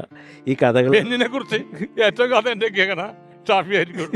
അത് കോമഡി കഥകൾ അതെ. ആളെ വെച്ച് ഉണ്ടാക്കിയിട്ട് ആ. വിളിച്ചു പറയുക എന്നുള്ളതാണ് ഏറ്റവും വലിയ ഹോബി. അതെ, ഉദയനെ കുറിച്ച് കഥ ഉണ്ടാക്കി എന്നെ വിളിച്ചു പറഞ്ഞു, അറിഞ്ഞില്ലേ ഉദയൻ ചെയ്ത പരിപാടി എന്നും പറഞ്ഞുകൊണ്ട് ഒരു കഥ, കോമഡി കഥ പറയും. ഞാൻ ചെയ്തെന്നും പറഞ്ഞുകൊണ്ട് ഉദയനെയും എല്ലാ സദസ്സിലും പറയും. ആ. ഇങ്ങനെ ക്രിയേറ്റ് ചെയ്ത് കഥകൾ ഉണ്ടാക്കുക, അത് ആരുടെങ്കിലും തലയിൽ വെച്ചിട്ടേ പറയുള്ളൂ.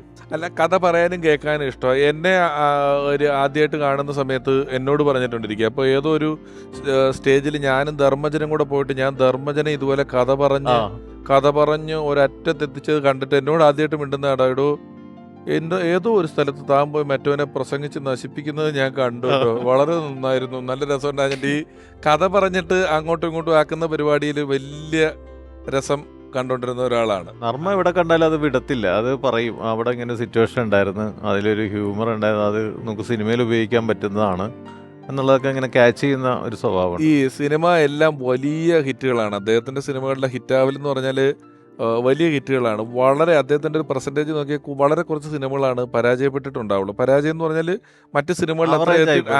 ആവറേജ് ആയി പോയിട്ടുള്ളൂ. ആവറേജ് ആയി ഈ പോയിട്ടുള്ളൂ. അത്ര ഫ്ലോപ്പ് ഒന്നും ആയിട്ടില്ല. അങ്ങനെ ആയിട്ടില്ല. ആവറേജ് പരിപാടികളിലേ പോയിട്ടുള്ളൂ. അത് അദ്ദേഹത്തിനെ വല്ലാതെ സ്വാധീനിക്കുന്ന ഒരു ഘടകമായിരുന്നോ? അങ്ങനെ തോന്നുമായിരുന്നു ഒരു അദ്ദേഹത്തിന്? വിജയം കൊണ്ട് പുള്ളി ഇന്ന് വരെ ഒരു അഹങ്കാര വർത്താനം പറഞ്ഞ ഞാൻ കേട്ടിട്ടില്ല. ആ. അത് വിജയിച്ചു, അതിൻ്റെ കൂടെ പോണേ കണ്ടുള്ളൂ. ഓടിയില്ല എന്ന് കരുതിയിട്ട് അതിനെക്കുറിച്ച് സങ്കടപ്പെടണം കണ്ടിട്ടില്ല. അത് 1-2 പടങ്ങളാണ് അങ്ങനെ സംഭവിച്ചിട്ടുള്ളൂ. അങ്ങനെയൊന്നുമില്ല. അടുത്തതിൽ അത് കൂടുതൽ ഹിറ്റ് ഉണ്ടാക്കണമെന്നുള്ളൊരു ആഗ്രഹമുണ്ട്, ആവേശം ഉണ്ടായിരുന്നു. ഒരെണ്ണം ആവറേജ് ആയി പോയാൽ അടുത്ത എന്തായാലും ഒരു സൂപ്പർ ഹിറ്റ് അടിക്കണം എന്നുള്ളൊരു വാശിയോടെ സംസാരിക്കാറുണ്ട്. കഴിഞ്ഞത് ഹിറ്റാകാത്തത് കൊണ്ട് ഇത് ഹിറ്റ് അടിക്കണം നമുക്ക് എന്നുള്ളൊരു വാശി എപ്പോഴും ഉണ്ടാറുണ്ട്. 23 വർഷമായി ഞാനും ഷാഫിയായിട്ടുള്ള ബന്ധം, 2002 തൊട്ടുള്ള ബന്ധവും. ആ 23 വർഷത്തിനിടയിൽ ഒരിക്കൽ പോലും ഷാഫി ഒന്ന് മുഖം കറുത്ത ഒരാളോട് സംസാരിക്കാൻ ഞാൻ കണ്ടിട്ടില്ല. അത് ലൊക്കേഷനിലായാലും ശരി, ജീവിതത്തിലായാലും ശരി. ദേഷ്യപ്പെടേണ്ട സന്ദർഭത്തിൽ പോലും ദേഷ്യപ്പെട്ട് കണ്ടിട്ടില്ല. എനിക്ക് ദേഷ്യമൊക്കെ വരാറുണ്ട് ആ സമയത്ത്. ഞങ്ങൾ തമ്മിൽ ഒരു തവണ കാറിൽ വന്നുകൊണ്ടിരിക്കുകയാണ്. അപ്പോൾ സിഗ്നൽ ഓപ്പൺ ആയി കിടക്കുകയാണ്. അപ്പോൾ ആ സിഗ്നൽ പോകുന്നതിന് മുമ്പ് ഞങ്ങൾക്ക് വേണമെങ്കിൽ കടന്നു പോകാമെന്നുള്ള രീതിയിൽ ഞങ്ങൾ ആ നോർമൽ സ്പീഡിൽ തന്നെയാണ് ഷാഫിയാണ് വണ്ടി ഓടിക്കുന്നത്. അപ്പോൾ പുറകിലുള്ള ഒരുത്തൻ ഓവർടേക്ക് ചെയ്ത് ആദ്യം പോകാൻ വേണ്ടി ഷാഫിയുടെ കാറിൻ്റെ മിറർ തട്ടി തകർത്തിട്ട് അങ്ങോട്ട് പോവുകയും റെഡ് വീണ് അവനോട് നിർത്തി. ഷാഫി അങ്ങനെ തന്നെ അരിയത്തുകൊണ്ടേ അതിൻ്റെ പുറകത്ത് അവൻ ഇറങ്ങി വന്നിട്ട് സോറി എന്ന് പറയും. അപ്പം അവൻ്റെ പോക്കെന്ന് പറഞ്ഞാൽ അതിക്രമിച്ച് കയറിയിട്ടുള്ള ഒരു പോക്കാണ്, അല്ലാണ്ട് അവന് പുറകെ വരേണ്ട കാര്യമുള്ളൂ. എന്നിട്ട് പോലും ഒരക്ഷരം അയാളോട് മിണ്ടാണ്ട് ഓക്കെ സോറി ഓക്കെ പൊയ്ക്കോ എന്ന് പറയും. അപ്പം എനിക്ക് ദേഷ്യം കയറി. ഞാൻ പറഞ്ഞു നിങ്ങൾക്ക് ദേഷ്യം വരില്ലേ എന്ന് പറയും. എന്ത് പറയാനാണ് എന്ന് പറയും. ഈ ഒരു റിയാക്ഷനാണ്. എന്ത് ബോംബ് വീണെന്ന് പറഞ്ഞാലും ഷാഫി അവിടെ പ്രതികരിക്കില്ല. അത് വളരെ സൈലൻ്റായിട്ട് അത് കൈകാര്യം ചെയ്യും. ലൊക്കേഷനിലായാലും ശരി, വളരെ പ്രതിസന്ധി ഘട്ടത്തിലൊക്കെ നമുക്ക് ടെൻഷൻ അടിക്കുമ്പോൾ പുള്ളി അവിടെ കോമഡിയൊക്കെ പറഞ്ഞ് ചിരിച്ച് കളിച്ചിരിപ്പുണ്ടാവും. അപ്പോൾ ഈ മനുഷ്യന് ടെൻഷനില്ലേ? ചിലപ്പോൾ ആ മഴ പെയ്തിട്ട് ഒന്ന് ഷൂട്ട് നടക്കാതിരിക്കുമ്പോൾ അവിടെ വളഞ്ഞിരുന്നിട്ട് കോമഡി അടിച്ചിട്ട് ചിരിയും കളിയായിരിക്കുള്ളൂ. എന്ത് ചെയ്യാൻ പറ്റും? മഴ മാറാതെ പോകാൻ പറ്റുമോ? അപ്പോഴേക്കും തമാശയായിട്ട് പറയും മഴ ചതിക്കോ, വേഗം നിൽക്കോ എന്നൊക്കെ ചോദിക്കും. മനസ്സിലായില്ലേ? ഷൂട്ടിൽ തുടരണ്ടേ? അപ്പോൾ അങ്ങനെ എല്ലാം വളരെ ജീവിതത്തിലും നർമ്മം കാണുന്ന ആളാണ് ഷാഫി സാർ എന്ന അതുല്യ ചലച്ചിത്ര പ്രതിഭയുടെ ഓർമ്മകളുമായി വിനു മോഹൻ. ഷാഫിയെ കുറിച്ച് പറയാനാണെങ്കിൽ ഒരുപാട് ഓർമ്മകളും, അത് ഏറ്റവും കൂടുതൽ ഓർമ്മകളും രസകരമായ ഓർമ്മകളാണ്. കാരണം ഞാൻ ഇക്കയുടെ കൂടെ ഒരു സിനിമയാണ് ചെയ്തത്, ചട്ടമ്പി നാട്. ആ സിനിമയുടെ എനിക്ക് തോന്നുന്നു ഞാൻ ഇതുവരെ ചെയ്ത സിനിമകളിൽ പല സിനിമകളിലും വെച്ചിട്ട് ഇത്രയും ഒരു സൗഹൃദം, കാരണം ഒരു ഷൂട്ട് കഴിഞ്ഞാൽ വൈകുന്നേരം എല്ലാവരും നേരത്തെ റൂമിലെത്തുകയാണെങ്കിൽ എല്ലാവരും ഒരുമിച്ച് കൂടി തമാശ പറയുകയും അത് വന്നില്ലെങ്കിൽ ഷാഫിഖാനെ വിളിക്കും, നീ എവിടെയാടാ, നീ കയറി വാ എന്ന് പറയും. ആ തരത്തിലൊരു സൗഹൃദവും ഒരു ചേട്ടനെ പോലെയൊക്കെ ആയിരുന്നു ഇക്ക. ശരിക്കും ആ ഒരു ഒറ്റ സിനിമയിൽ ഉള്ള ഒരു സൗഹൃദം ഇത്ര വർഷമായിട്ടും ആ ഒരു സൗഹൃദത്തിന് ഒരു കുറവ് വന്നിട്ടില്ല. പിന്നെ ഏറ്റവും കൂടുതൽ എന്നെ ഷാഫിഖ് എനിക്കിട്ട പേര് എന്നെ എപ്പോഴും കുരുവി എന്നാണ് വിളിക്കുക. അതെനിക്ക് ഭയങ്കര ഓർമ്മ. കാരണം അത് എന്തോ ഒരു വിഷയം ഫസ്റ്റ് ഷൂട്ടിൻ്റെ സമയത്ത് പറഞ്ഞു വന്നപ്പോൾ ഇങ്ങനെ ലോഹിത് സാറിൻ്റെ സിനിമകളെക്കുറിച്ചും ഒക്കെ ഇങ്ങനെ പറഞ്ഞു വരുന്ന സമയത്ത് ഇവൻ ലോഹിത് സാറിൻ്റെ കുരുവി കുട്ടിയല്ലേ എന്ന് പറഞ്ഞ് അന്ന് തൊട്ട് ഷാഫിക്ക് ഇപ്പോഴും ആ ഒരു ലാസ്റ്റ് സമയങ്ങളിൽ കാണുന്ന സമയത്ത് പോലും ഇക്ക എന്നെ കണ്ട ആദ്യം എന്നെ കുരുവി എന്നെ കുരുവിക്കുട്ടി എന്നേ വിളിക്കാറുള്ളൂ. അപ്പോൾ അങ്ങനത്തെ ഒരു അടുപ്പം ഇക്കായിട്ടുണ്ടായിരുന്നു. പിന്നെ എപ്പോഴും എനിക്ക് തോന്നുന്നു ഒരു ഞാൻ ആ സിനിമ ചെയ്യുമ്പം അതിൽ ചട്ടമ്പിനാടിനെ സംബന്ധിച്ച് ഒരുപാട് ആക്ടേഴ്സുള്ള മമ്മൂക്കയുടെയൊക്കെ സിനിമയാണ്. അപ്പോൾ ആ സിനിമയിൽ ഞാൻ വരുമ്പോൾ എനിക്ക് സത്യം പറഞ്ഞാൽ ഭയങ്കരമായിട്ടുള്ള ഒരു ടെൻഷനായിരുന്നു. ദൈവമേ എങ്ങനെയായിരിക്കും എന്തായിരിക്കും. ഞാൻ ഷാഫിക്ക് എന്നോട് കഥ പറയുമ്പോൾ ബെന്നിച്ചേട്ടനും ഷാഫിക്കെ കൊണ്ടാണ് എന്നോട് കഥ പറയുമ്പോൾ ഉണ്ടായിരുന്നത്. അപ്പം ഞാൻ ആദ്യം എൻ്റെ പേടി ഇതായിരുന്നു എന്ന് പറയുമ്പോൾ നീ ധൈര്യമായിട്ടിരി, ഒരു കുഴപ്പമില്ല, നമ്മൾ ഭയങ്കര ഫ്രണ്ട്ലി ആയിരിക്കും എന്ന് പറഞ്ഞു. അതേപോലെ തന്നെയായിരുന്നു ആ സിനിമയുടെ എല്ലാ ദിവസവും ഷൂട്ട് കഴിഞ്ഞാൽ വൈകുന്നേരം എല്ലാവരും ഒരുമിച്ച് കൂടുകയും തമാശ പറയും, കഥകൾ പറയും ഒക്കെ ചെയ്യുന്ന, ഒരുമിച്ച് ഭക്ഷണം, ചിലപ്പോൾ ഒരുമിച്ചായിരിക്കും ഭക്ഷണം കഴിക്കുക, എന്നിട്ട് അവിടെ തന്നെ എല്ലാവരും അവിടെ ഇവിടെയൊക്കെ ആയിട്ട് കിടന്നുറങ്ങും. ഇക്ക എപ്പോഴും കാണുമ്പോൾ പറയും ഞാൻ മാത്രമേ നിങ്ങളുടെ ഫാമിലി സിനിമ ചെയ്തിട്ടുള്ളൂ. സത്യം പറഞ്ഞാൽ അത് മമ്മൂക്കയും പറയാറുണ്ട്, ഇവൻ്റെ ഫാമിലി സിനിമയല്ലേ ഇത് എന്നെപ്പോഴും പറയാറുണ്ട്. അത് കാരണം ആ സിനിമയിൽ ചട്ടമ്പിനാട്ടിൽ ഞാൻ അഭിനയിച്ചിട്ടുണ്ട്, അമ്മ അഭിനയിച്ചിട്ടുണ്ട്, എൻ്റെ അനിയൻ അഭിനയിച്ചിട്ടുണ്ട്, അച്ഛൻ അഭിനയിച്ചിട്ടുണ്ട്, അതേപോലെ അമ്മാവൻ അഭിനയിച്ചിട്ടുണ്ട്. അപ്പം ഈ തരത്തിൽ ഫാമിലിയിലുള്ള എല്ലാവരും അഭിനയിച്ച ഒരു സിനിമയാണ് ചട്ടമ്പിനാട്. അത് ഇവൻ എൻ്റെ ഷൂട്ട് കാണാൻ വന്നതാണ് സത്യം പറഞ്ഞാൽ അനു ഒരു സമയത്ത്. അപ്പം അനുവിനെ കണ്ടപ്പം ഷാഫിക്ക് ഭയങ്കരമായിട്ട് മമ്മൂക്കയെ കാണാൻ മമ്മൂക്ക പറഞ്ഞു ഷാഫി ഇവൻ എൻ്റെ ചെറുപ്പം ചെയ്യട്ടെ എന്ന് പറഞ്ഞു. അപ്പോൾ അവനാകെ ഷോക്കായിരുന്നു. അങ്ങനെയാണ് അനു ആ സിനിമയിൽ മമ്മൂക്കയുടെ ചെറുപ്പം ചെയ്യുന്നത്. അപ്പോൾ ഈ തരത്തിലൊരു ഫാമിലി സിനിമയായിരുന്നു. അപ്പം എപ്പോഴും ഒക്കെ എന്നോട് പറയാറുണ്ട് നിങ്ങളുടെ ഒരു ഫാമിലി സിനിമ ഡയറക്റ്റ് ചെയ്തൊരു ഡയറക്ടറാണ് ഞാനെന്ന്. ഒരു ഡയറക്ടർമാരോട് ഷോട്ട് പറയുന്നതല്ല അവർക്ക് ഏറ്റവും, വേറൊരാൾ വന്നിട്ട് ഇങ്ങനെ ഷോട്ടും കൂടി എന്ന് പറഞ്ഞു കഴിഞ്ഞാൽ ഏറ്റവും ഈഗോ അടിക്കുന്നത് ഡയറക്ടേഴ്സിന് അതാണ്. അതെ, ഡയറക്ടർ ബാക്കി സ്ക്രിപ്റ്റിൽ എന്താ അഭിപ്രായം പറയും, പക്ഷെ സ്ക്രിപ്റ്റ് റൈറ്റർ ഒരു ഷോട്ട് പറയുന്നത് വലിയ വിഷമമാണ് എല്ലാ ഡയറക്ടർക്കും. പക്ഷേ ഷാഫിനെ സംബന്ധിച്ച് ഷാഫിനോട് നമ്മൾ പറഞ്ഞാണ് ഒരു റിയാക്ഷൻ കൂടി വേണ്ട, അല്ലെങ്കിൽ ഈ ആംഗിളിൽ നിന്ന് കൂടി ഷോട്ട് വേണ്ടെന്ന് പറഞ്ഞാൽ ആ ആംഗിൾ കൊടുക്കും, ഇപ്പുറത്തെ ആംഗിൾ കൊടുക്കും, 3-4 ആംഗിൾ എടുത്ത് വെച്ചിട്ട് പറയും എല്ലാം എടുത്ത് വെച്ചേക്ക സേഫ്റ്റിക്ക്, നമുക്ക് എഡിറ്റിംഗ് ടേബിളിൽ അങ്ങനെ ഒരു ഈഗോ ഇല്ലായിരുന്നാലേ ഹ്യൂമർ പടങ്ങൾക്ക് ഈ കോൺട്രിബ്യൂഷനും ഇംപ്രവൈസേഷനും ഭയങ്കരമായിട്ട് വർക്ക് ചെയ്യുന്നത് കൊണ്ട് അങ്ങനെ ഞാൻ പറഞ്ഞതേ പറയാവുള്ളൂ എന്ന് പറയുന്ന പടങ്ങൾ ഡെവലപ്പ് ആവൂല. നടന്മാർക്ക് ഭയങ്കര സ്വാതന്ത്ര്യമാണ്. അതാണ് ഞാൻ സലീമേട്ടനോട് വന്നപ്പോൾ ചോദിച്ചത്. അപ്പൊ സലീമേട്ടൻ പറഞ്ഞത് ഷാഫിക്കോട് ചോദിക്കണം, സലീമിനൊക്കെ പ്രൊവോക്ക് ചെയ്യും വന്നിട്ട് അവിടെ എന്തെങ്കിലും കൂടി പറ, അവിടെ എന്തെങ്കിലും കൂടി പറ, എന്തെങ്കിലും ഒരു സാധനം. ഒരു മായാവിലി ഞാൻ ഇങ്ങനെ ലാസ്റ്റ് പറയുന്നുണ്ട്, വെറുതെ കയ്യിൽ നിന്ന് വിട്ട് പറഞ്ഞാണ്. ഇപ്പൊ പേര് കിട്ടി വാബാല, ബാബാല. അപ്പോൾ എഡിറ്റിംഗ് സമയത്ത് ഷാഫി എന്നെ വിളിച്ച് സലീമേ അത് എത്തിയപ്പോഴേക്കും വാബാല എന്ന് പറയുമ്പോഴേക്കും ഫിലിം തീർത്തുപോയി. അത് കളയാൻ എനിക്ക് തോന്നണില്ല. അപ്പോൾ എനിക്ക് വേറെ ഒന്നും തോന്നിയില്ല എന്നിട്ട് ഇപ്പോഴും ശ്രദ്ധിച്ചറിയാം. അടുത്ത ഷോട്ടിൽ ഒന്നും കൂടെ റിപ്പീറ്റ് ചെയ്തിട്ടുണ്ട്. ഈ ഷോട്ട് കഴിഞ്ഞപ്പോൾ ഫിലിം തീർന്ന് അടുത്ത ഷോട്ടിന്റെ സ്റ്റാർട്ടിങ്ങിൽ ഇപ്പൊ പേര് കിട്ടി വാബാല ഇത്രയും സാധനം അത് കൈയിട്ടായിരുന്നു. മാക്സിമം ഉണ്ടായിരുന്നു. അത് ഞാൻ കേട്ടിട്ടുള്ളത് നിങ്ങളുടെ ഈ ഒരു സംഘം ഒരു സിനിമ ചെയ്തു കഴിഞ്ഞാൽ അത് പൊതുവായിട്ട് പ്രദർശിപ്പിക്കുകയും അങ്ങോട്ടും ഇങ്ങോട്ടും അഭിപ്രായം ചോദിക്കുകയും വേണ്ടാത്തത് കട്ട് ചെയ്ത് കളയുകയും ഒക്കെ പച്ചക്ക് ചെയ്യുന്ന എന്ന്, അതായത് ഡബിൾ പോസിറ്റീവ് ഒരു 3-4 പ്രാവശ്യമെങ്കിലും ഞങ്ങൾ കാണും. അത് ആദ്യം കാണുമ്പോൾ ഞങ്ങൾ മാത്രമൊക്കെ ഇട്ടിരുന്ന് കാണും. പിന്നെ കുറച്ച് നമുക്ക് വേണ്ടപ്പെട്ട നമ്മുടെ ഫാമിലിനെ മാത്രം വിളിച്ചിട്ട് കാണേണ്ടത് എവിടെയൊക്കെ ചിരിക്കുന്നുണ്ട്. അപ്പോൾ നമ്മൾ കട്ട് ചെയ്യാമെന്ന് തീരുമാനിച്ചേക്കുന്ന കുറേ കാര്യങ്ങളുണ്ടാവും. അപ്പോൾ അത് കട്ട് ചെയ്യുന്നതിന് മുമ്പ് തന്നെ ഷബർ നമുക്ക് മൊത്തത്തിൽ എല്ലാവരും ഒന്ന് കാണിച്ചിട്ട് എങ്ങനെ റിയാക്ഷൻ ഉണ്ടാകുന്ന നോക്കാന്ന് വെച്ച് ഒരു ഷോ ഇട്ടിട്ട് നമ്മൾ കട്ട് ചെയ്യാമെന്ന് തീരുമാനിച്ച ചില സാധനമൊക്കെ ഭയങ്കരമായിട്ട് ഈ വരുന്ന പെണ്ണുങ്ങളൊക്കെ ചിരിക്കും. അപ്പോൾ അത് വർക്കൗട്ട് ആവുന്നുണ്ട്, അത് കളയണ്ട വെച്ചേക്കാന്ന് പറഞ്ഞാൽ അങ്ങനെ വെക്കുന്നു. ഒരു 3 ഷോയെങ്കിലും മിനിമം ഒരു ഫസ്റ്റ് കോപ്പി ആകുന്നതിന് മുമ്പ് ഡബിൾ പോസിറ്റീവ് 3 പ്രാവശ്യമെങ്കിലും ഇട്ട് അത് ഷാർപ്പ് ചെയ്തിട്ടൊക്കെയാണ്. ഈ മായാവിയൊക്കെ പല പ്രാവശ്യം ഇട്ടിട്ടുണ്ട്, കല്യാണരാമൻ ഇട്ടു. അതുമല്ല, ഹ്യൂമർ ചെയ്യുന്ന ആളുകൾക്ക് ഹീറോയുടെ മേളിൽ കളിക്കാനുള്ള സ്പേസ് കൊടുക്കണമെങ്കിൽ ഒന്നുകിൽ ഹീറോ പറഞ്ഞാലും ഒക്കെ അത് ഈ ഡയറക്ടർ അങ്ങനെ ചെയ്യൂ എന്നുള്ളൊരു വാശിയിൽ നിന്നാലേ പറ്റുള്ളൂ. ഈ ഷാഫിക്കയുടെ ബഹുഭൂരിപക്ഷം പടങ്ങളിലും സലീമേട്ടനാണ് സ്കോർ ചെയ്യുന്നത്. ഒരു പ്രദേശം സലീമേട്ടൻ എടുത്ത് തോളത്ത് വെച്ചിട്ട് കൊണ്ടു നടക്കുന്ന, ഈ മുറ്റത്തെ മുല്ലയിലും കത്തി കഴുത്തി വെച്ച് പാടിക്കുന്നതാണ്. ഒരു പാട്ട് ഹീറോയുടെ കഴുത്തെ കത്തി വെച്ച് പാടിക്കുക എന്ന് പറഞ്ഞാൽ നല്ല ഹീറോ പാടുകയല്ലേ വേണമെങ്കിൽ. ഇതൊന്നുമല്ല, കത്തി വെച്ച് പാടിക്കുക. അങ്ങനെ അതൊക്കെ ഒരു ആ സ്വാതന്ത്ര്യമൊക്കെ എന്തൊരു സ്വാതന്ത്ര്യമാണ് അത്. ഈ നിങ്ങളുടെ ഒരു ടീമിന് തന്നെ ആ ഒരു കോൺഫിഡൻസ് ഭയങ്കര ഒരു ടീം വർക്കാണ്. ഞങ്ങളുടെ പടങ്ങളിലൊക്കെ ഒരു ടീം വർക്ക് ഉണ്ടാവും. അവിടെ ആർക്കും അങ്ങോട്ട് ഇങ്ങോട്ട് ഈഗോ ഇല്ല, അതാണ് ഏറ്റവും വലിയത്. അല്ല, അതിൽ ഹ്യൂമറിന് നിങ്ങൾ ഇമ്പോർട്ടൻസ് കൊടുക്കുന്നുണ്ട്. ഈ ലോകത്ത് ഒരു സിനിമയിൽ ഞാൻ ഒരിക്കൽ ബെനിച്ചേട്ടനോട് തന്നെ പറഞ്ഞിട്ടുണ്ട്, ഇപ്പോൾ ഹീറോയിന്റെ കല്യാണം മുടങ്ങി കിടക്കുമ്പോഴാണ് ഈ എന്തിനു വേണ്ടി തിളയ്ക്കുന്ന സാമ്പാറെന്ന് ഒരിക്കലും ഒരു സിനിമയിൽ ആ sentiments ല് പറയില്ല ഒരിക്കലും. സെന്റിമെന്റ്സ് സീൻ വർക്ക് ചെയ്യുന്നതിന്റെ ഇടയിൽ അത് ആദ്യം ഒരു ടെൻഷൻ ഉണ്ടായിരുന്നു, അവിടെ സെന്റിമെന്റ്സ് ആയതുകൊണ്ട് അത് നിസ്സാരവൽക്കരിച്ച് കാണുന്നതായിട്ട് തോന്നുന്നു. പക്ഷെ ആ സെന്റിമെന്റ്സിന്റെ ഇടയിൽ അത് വന്നപ്പോഴാണ് അതിന് കൂടുതൽ ഇമ്പാക്ട് വന്നത്. കാരണം ഈ കഥാപാത്രത്തിനൊന്നും വലിയ വിഷയമൊന്നും അല്ല, മനസ്സിലായില്ലേ? അവളെ ഞാൻ പറഞ്ഞില്ലേ ആ തമാശ ഫസ്റ്റ് തന്നെ തള്ളിക്കളഞ്ഞാണ്. അത് വേണ്ടെന്നൊക്കെ ആദ്യം ചർച്ച വന്നു. പക്ഷെ അവസാനം ഷാഫിയുടെ കയ്യും കാലും ഷാഫി എന്തിനാണ് ഷാഫി ഇത് ഷാഫി എന്നൊക്കെ പറഞ്ഞിട്ട് ഇവരൊക്കെ പോട്ടെ എന്നിട്ടാന്ന് പറഞ്ഞു. അങ്ങനെ ഇവരൊക്കെ പോയി കഴിഞ്ഞ് ലാലേട്ടൻ പോയി എല്ലാവരും പോയി കഴിഞ്ഞ ശേഷമാണ് ഇന്നസെന്റ് ആയിട്ട് ഞാൻ മാത്രമേ ഉള്ളൂ. ഷാഫിയുടെ പ്രത്യേകത വെച്ചാൽ അത് എന്തൊക്കെ ഒരു ആർട്ടിസ്റ്റിന്റെ വരുന്നു അതെല്ലാം മാക്സിമം, എന്നിട്ട് രഹസ്യമായിട്ട് നമ്മളോട് നമുക്ക് വേണമെങ്കിൽ എഡിറ്റിംഗ് ടേബിളിൽ കളയാലോ, മാക്സിമം പറഞ്ഞോട്ടെ. എന്നിട്ട് എഡിറ്റിങ്ങിൽ വരുമ്പോൾ അവിടെ നിന്നിട്ട് ആലോചിക്കും വെക്കണോ വേണ്ടേ എന്നുള്ളത്.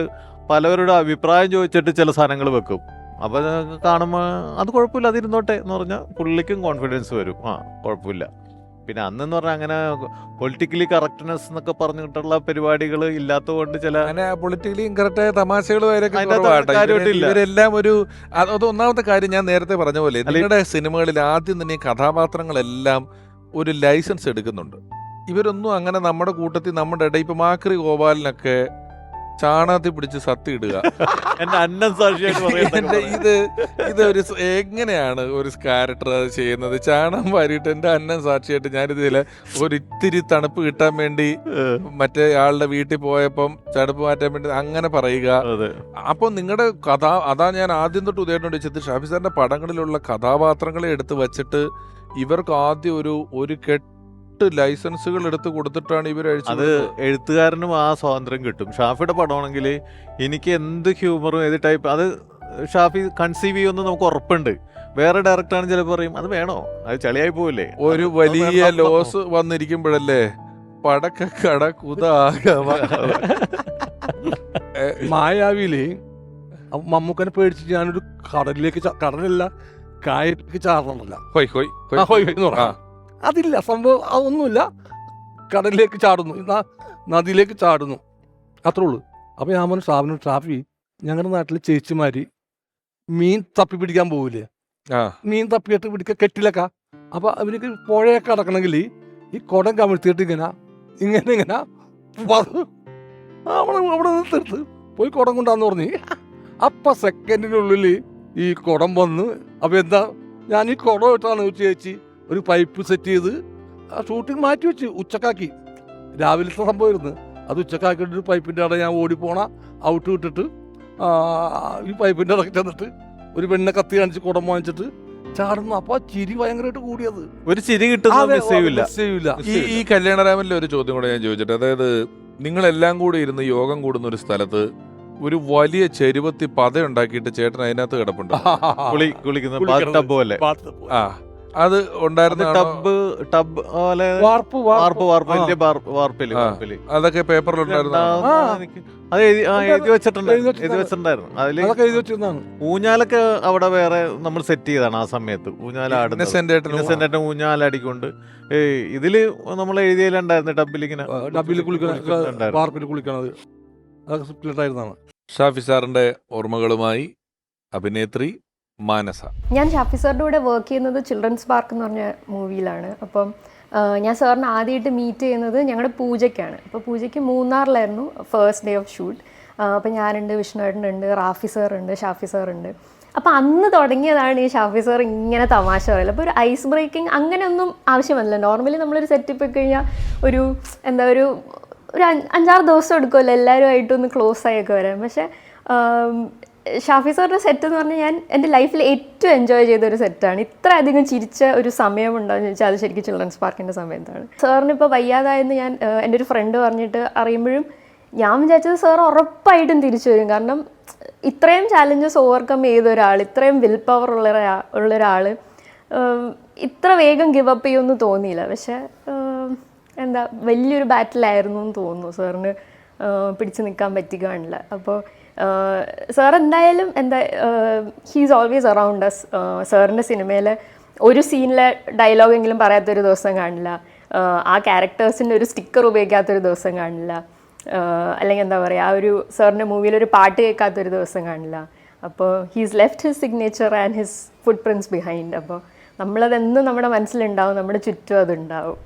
ഇനി ഞാൻ ഒരാളെ കൂടെ ഇങ്ങോട്ട് ക്ഷണിക്കുകയാണ്. നമ്മൾ ഷാഫിക്ക് ഇങ്ങനെ പുതിയ പാട്ടുകാർക്ക് അവസരം കൊടുക്കുന്ന കാര്യം പറഞ്ഞതുപോലെ പല പരീക്ഷണങ്ങൾക്കും ഷാഫിക്ക സിനിമകൾ നിന്നിട്ടുണ്ട്. അതുപോലെ ഒരു ചിത്രം അദ്ദേഹം മലയാളിക്ക് സമ്മാനിച്ചതാണ് ഒരു പഴയ ബോംബ് കഥ എന്ന് പറയുന്ന ചിത്രം.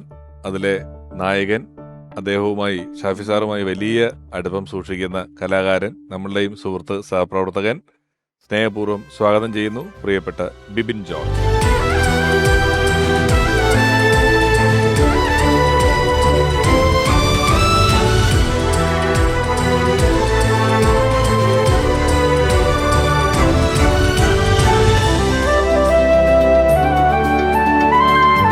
ബിബിൻ നമസ്കാരം. നമസ്കാരം ചേട്ടാ. ബിബിൻ ഇങ്ങനെ സിനിമകൾ എഴുതി, പല സിനിമകളൊക്കെ എഴുതി, അത് കഴിഞ്ഞിട്ട് വിഷ്ണു ബിബിൻ്റെ സുഹൃത്തൊക്കെ ഹീറോ ആയപ്പോഴൊക്കെ ബിബിനെ ഒരു ഹീറോ ആവണം എന്നുള്ള മോഹം വലിയ കാര്യമായിട്ട് മനസ്സിൽ കൊണ്ടു നടന്ന ആളാണ് നമ്മൾ പരിചയപ്പെട്ട കാലം തൊട്ട്. എന്നാൽ ബിബിൻ്റെ ആ ആഗ്രഹം സാധിച്ചു കൊടുത്ത ഒരാൾ, അത് ഇത്രയധികം ഹിറ്റ് ചിത്രങ്ങൾ മലയാളിക്ക് ഒരുക്കിയിട്ടുള്ള, ഏത് നടൻ്റെയും ഡേറ്റ് ലഭിക്കാൻ എളുപ്പമുള്ള ഒരു സംവിധായകനാണ് ബിബിന് ആദ്യത്തെ ഹീറോ ആയിട്ടുള്ളൊരു സിനിമയിലേക്ക് അവസരം തരുന്നതും കൊണ്ടുവരുന്നതുമെല്ലാം. തുടർന്നും ബിബിനെ ഞാൻ കാണുന്ന പല സന്ദർഭങ്ങളിലും ഒരു കോമഡി പടം എഴുതുന്നു, അത് ഷാഫി സാറിന് വേണ്ടിയിട്ടാണ്, ഷാഫി സാറുമായിട്ട് ഡിസ്കസ് ചെയ്തു എന്നൊക്കെ പറഞ്ഞ് ഇവരിങ്ങനെ കഴിഞ്ഞ ഒരു 2 കൊല്ലത്തിനിടയിലൊക്കെ എപ്പോൾ വിളിച്ചാലും ഇവരൊരു ഷാഫി സാർ പടം പരിപാടികളെന്ന് പറഞ്ഞിട്ട് പ്ലാൻ ചെയ്ത് നിൽക്കുന്നതാണ് കണ്ടിട്ടുണ്ടായിരുന്നത്. ആ ബോംബ് കഥയുടെ ഒരു വഴിയും നിങ്ങളുടെ ഒരു ബന്ധവും എങ്ങനെയായിരുന്നു? ചേട്ടാ, ഞാൻ ഷാഫി സാറിനെ കാണുന്നത് ഇപ്പോൾ നോർമലി നമ്മൾ ഒരാളെ ഒരു അപകടത്തിൽ നിന്ന് രക്ഷിക്കുക എന്നൊക്കെ പറയില്ലേ, ആ ഒരു അവസ്ഥയിലാണ് ആദ്യം കാണുന്നത്. നമ്മളൊരു അമ്മയുടെ ഷോ ഞാനും വിഷ്ണു കൂടി ഒരു സ്കിറ്റൊക്കെ എഴുതിയിട്ട്, അപ്പോൾ ഈ ചേട്ടനറിയാമല്ല, എല്ലാ ആർട്ടിസ്റ്റുകളും നമ്മളിങ്ങനെ പറഞ്ഞു കേൾപ്പിച്ച് എല്ലാവരും ഓരോ അഭിപ്രായങ്ങൾ പറഞ്ഞ് ഇത് തീരുന്നില്ല, അഭിപ്രായങ്ങൾ തീരുന്നില്ല. ഇതിങ്ങനെ കേൾപ്പിച്ച് മാറ്റിക്കൊണ്ടേയിരിക്കുക. 2-3 ദിവസമായിട്ട് നമ്മൾ സ്ക്രിപ്റ്റ് പറയും, അത് പൊളിക്കും, പിന്നെ എഴുതും, ഇങ്ങനെ ഒരു രക്ഷയില്ല. അപ്പം ലാസ്റ്റ് ഈ പറഞ്ഞ പോലെ ഷാഫി സാറ് റൂമിലേക്ക് വന്നു. അപ്പോൾ ബാക്കി എല്ലാവരും ഇനി ഷാഫി കേൾക്കട്ടെ എന്നുള്ള രീതിയിലാണ് പറഞ്ഞിട്ട് പോയത്. സാറിനെ കേൾപ്പിച്ചു. സാറ് മുഖത്ത് ഒരു ചിരിയോ ഒന്നും ഉണ്ടായില്ല കേട്ടോ. അപ്പം വിഷ്ണു ഞാനും കൂടി അടുത്ത പൊളിക്കാൻ റെഡിയായി. കാരണം ഇനി രക്ഷയില്ല, ഇനി അദ്ദേഹം പറയും ഇഷ്ടപ്പെട്ടില്ല, അടുത്ത പൊളിച്ചോ എന്ന് പറയും എന്നുള്ള രീതിയിലേക്ക് വേണ്ടിട്ട് പറഞ്ഞു. അത്രയും അടുത്തിരുന്നു ഞങ്ങൾക്ക്. അപ്പോൾ പറഞ്ഞ് ഇത് ഓക്കെയാണ്, നല്ല സ്ക്രിപ്റ്റാണെന്ന് പറഞ്ഞിട്ട് പോയി. അതൊരു വലിയൊരു ആശ്വാസമായിരുന്നു ഒരു തരത്തിൽ പറഞ്ഞു കഴിഞ്ഞാൽ. അപ്പോൾ എന്തുകൊണ്ടാണ് പുള്ളി ചിരിക്കാഞ്ഞെന്ന് ഞാൻ പിന്നീട് പരിചയപ്പെട്ടതിന് ശേഷം ഞാൻ ചോദിച്ചിട്ടുണ്ട്. അപ്പോൾ ഷാഫി സാറ് പറഞ്ഞ പോയിന്റ് എന്ന് വെച്ചാൽ പുള്ളി അതെല്ലാം വിഷ്വല് കാണുമായിരുന്നു, ചിരിക്കാനുണ്ടെന്ന് പുള്ളി മനസ്സിലാക്കുന്നുണ്ട്. അത് പൊട്ടിച്ചിരിച്ച് നിങ്ങളെ സന്തോഷിപ്പിക്കേണ്ട കാര്യമൊന്നും ഇല്ലല്ലോ, അതിലുണ്ട് തമാശ എന്ന് പറഞ്ഞ് തുടക്കത്തിൽ അങ്ങനെയാണ് ഞങ്ങൾ തുടങ്ങുന്നത്.